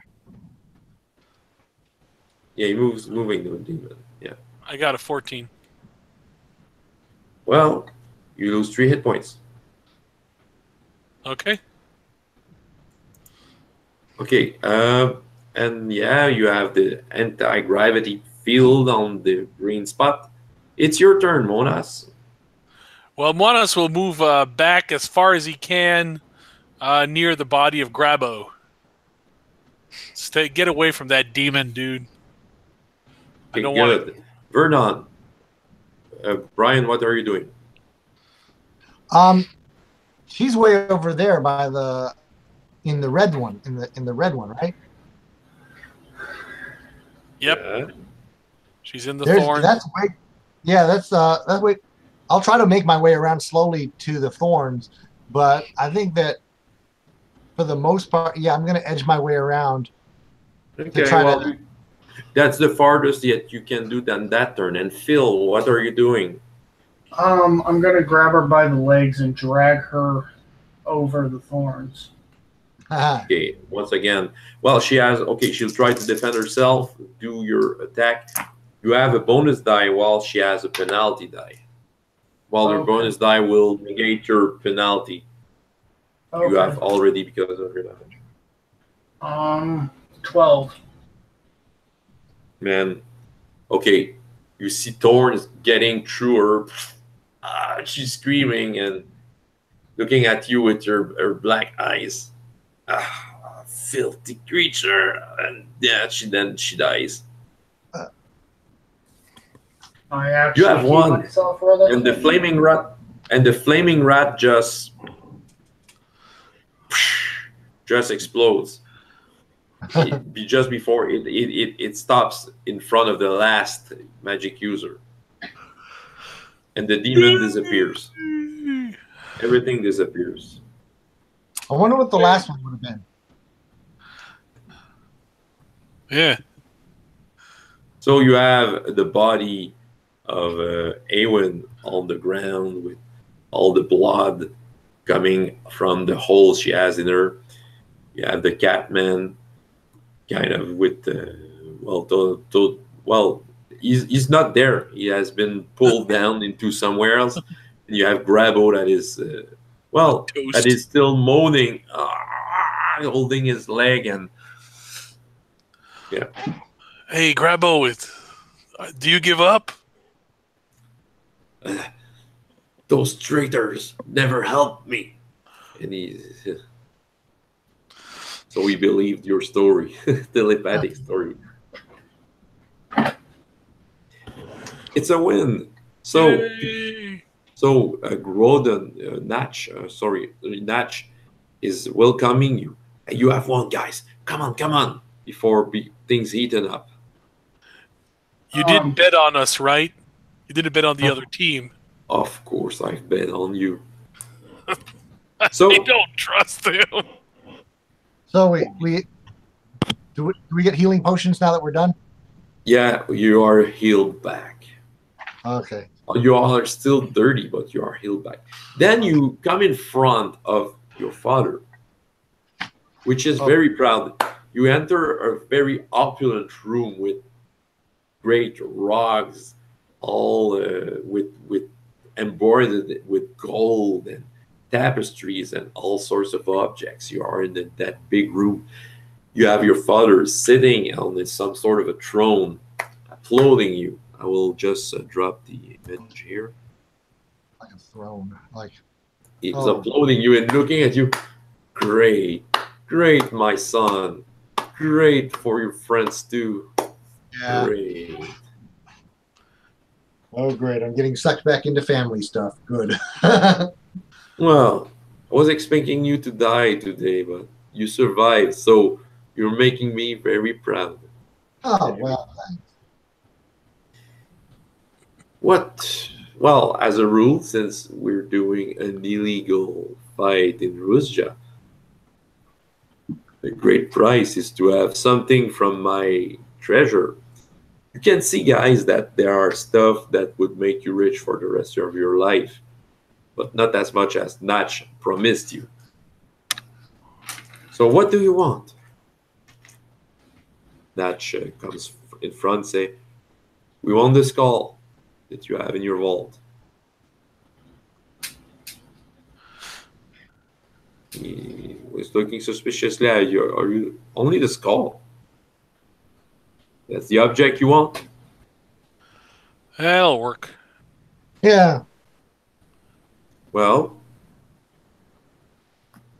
Natch says to you, well, take part of the enjoyment. Just sit down and have some wine, and I'll get the skull and we'll get out of the place. That's the part where I say, I don't think so, Tim. Why so?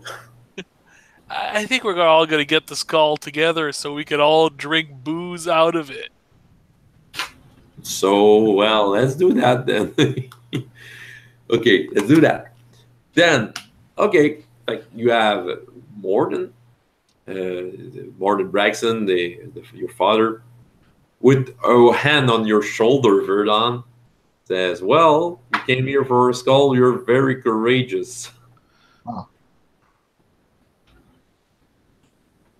Got it. And so when we get the skull, I'm still unclear on what the skull's for. Is it like some untapped power? It allows us to control fish. Oh. Oh, yeah, cool. So we can control the... First we get the skull, then we get the money, then we get the women. Yeah. Well, you have... Morden, of course, is not alone. He has lots of his precious bodyguards around him. He does go around like that with killers like you are. And, yeah, he opens up a big door of a vault, okay? All the pins are in gold. Opens up the door and then gets in. There's lots of riches, but in a small box, wooden box. He gives it to you. You have Noct who wants to grab the box. I think Virdon or Phil should grab it. Come on, Natch, dude. I mean, where's our money? We'll get it. Okay. Well, Phil, you can have the box. Gives Phil the box. Open it, and Morden says, "Open it. You'll see that is the skull." Oh, okay, we open it. Huh? Well, that is a very strange skull, probably a siren skull, like what he told you at first. So go away, and be sure not to be seen, because I don't want to use my relations to explain why I was in Ruzja, not doing stuff by the law. Of course. I wasn't here.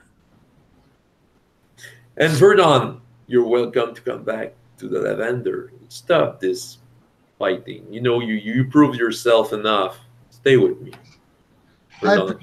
I appreciate the offer, but I've got a couple of other leads I want to look into. But I'll keep in touch with you.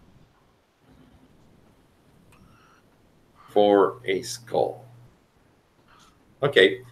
Well, he leads some guides, faceless guides, leads you towards an exit, which makes you in the middle of the city. And then you have Ronan says, okay, we have to get to the Pyre Hall again. You did get there yesterday, don't you? Yeah. We have to do it fast. Okay. We have to activate the skull by what that crazy pirate woman told me. And yeah, We should have asked more questions before, right? It's good. It's a good way to come to us guys when we're drunk and filled with cash. okay, so you follow him in the Pyre Hall. Yeah. Okay. And there's some sort of a robed person that comes in front of you. You can go this way. It was a new corridor you never came across like when you came back. But Natch looks at the person, just open his mouth and just kind of whistle something. That whistle is quite strange, okay? And that mage just steps aside and let you enter. All right. Well, let's go. I mean, hey Frank, do we still have long? Because I do have to work in the morning. So let's go and we're quite towards the end, and then we get to a place where there's a pool of water on the ground, and you have Ronan says, "Our fortune lies here. Can bring me the box, Phil." I'm not bringing the box. He gets out the skull, which is quite big, and just put it on his head like if it was a helmet, and laughs. And you can see his skin falling apart. That is very disgusting. And he says to you, "Thank you, my friend. I was waiting for this moment since a long time, and I will get back to my kingdom and take care of the fish." And jumps into the pool of water. And you can see some sort of a wooden box by the side of the room. let's have a look. You look into it. Well, you can see the body of your manager, but it's kind of decomposed from a couple of times. So yeah, you've been dealing with some sort of an imposter. Dude, what are we gonna do without a manager? And without your money, and with the bill of a party that you held for a couple of drunken and hungry dwarves. Well, to be honest, I never put my name on that party leisure, and I didn't spend any damn money, so I'm going to start going south. And Virdon, do you accept your father's offer? I probably will eventually. And Moanas, what are you doing with the bill on your hand? Me? I ran out of town with Phil. Good. So you've been cheated by the return of the Queen of the Sirens, who just wanted to have her head back. That was pretty much it. So that was the adventure for today. A lot of work for some head. Yeah.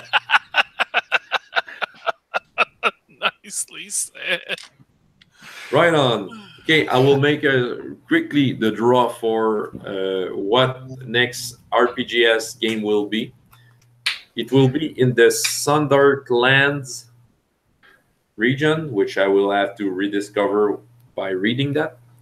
And the game system that will be used will be, I have all my picks, will be the Challenger game system, which I really don't know what it is. I know that I have it in my PDFs. Okay. When you get around to doing fudge, you know. You'd like to try fudge again? Oh, you already did fudge? Oh yeah, fudge. Yeah, I did it on the con. Oh yeah, that's by the right. way, GP was I there. had to work, didn't I? Yeah, but probably in the future, fudge will be back again. So I will stop the broadcast.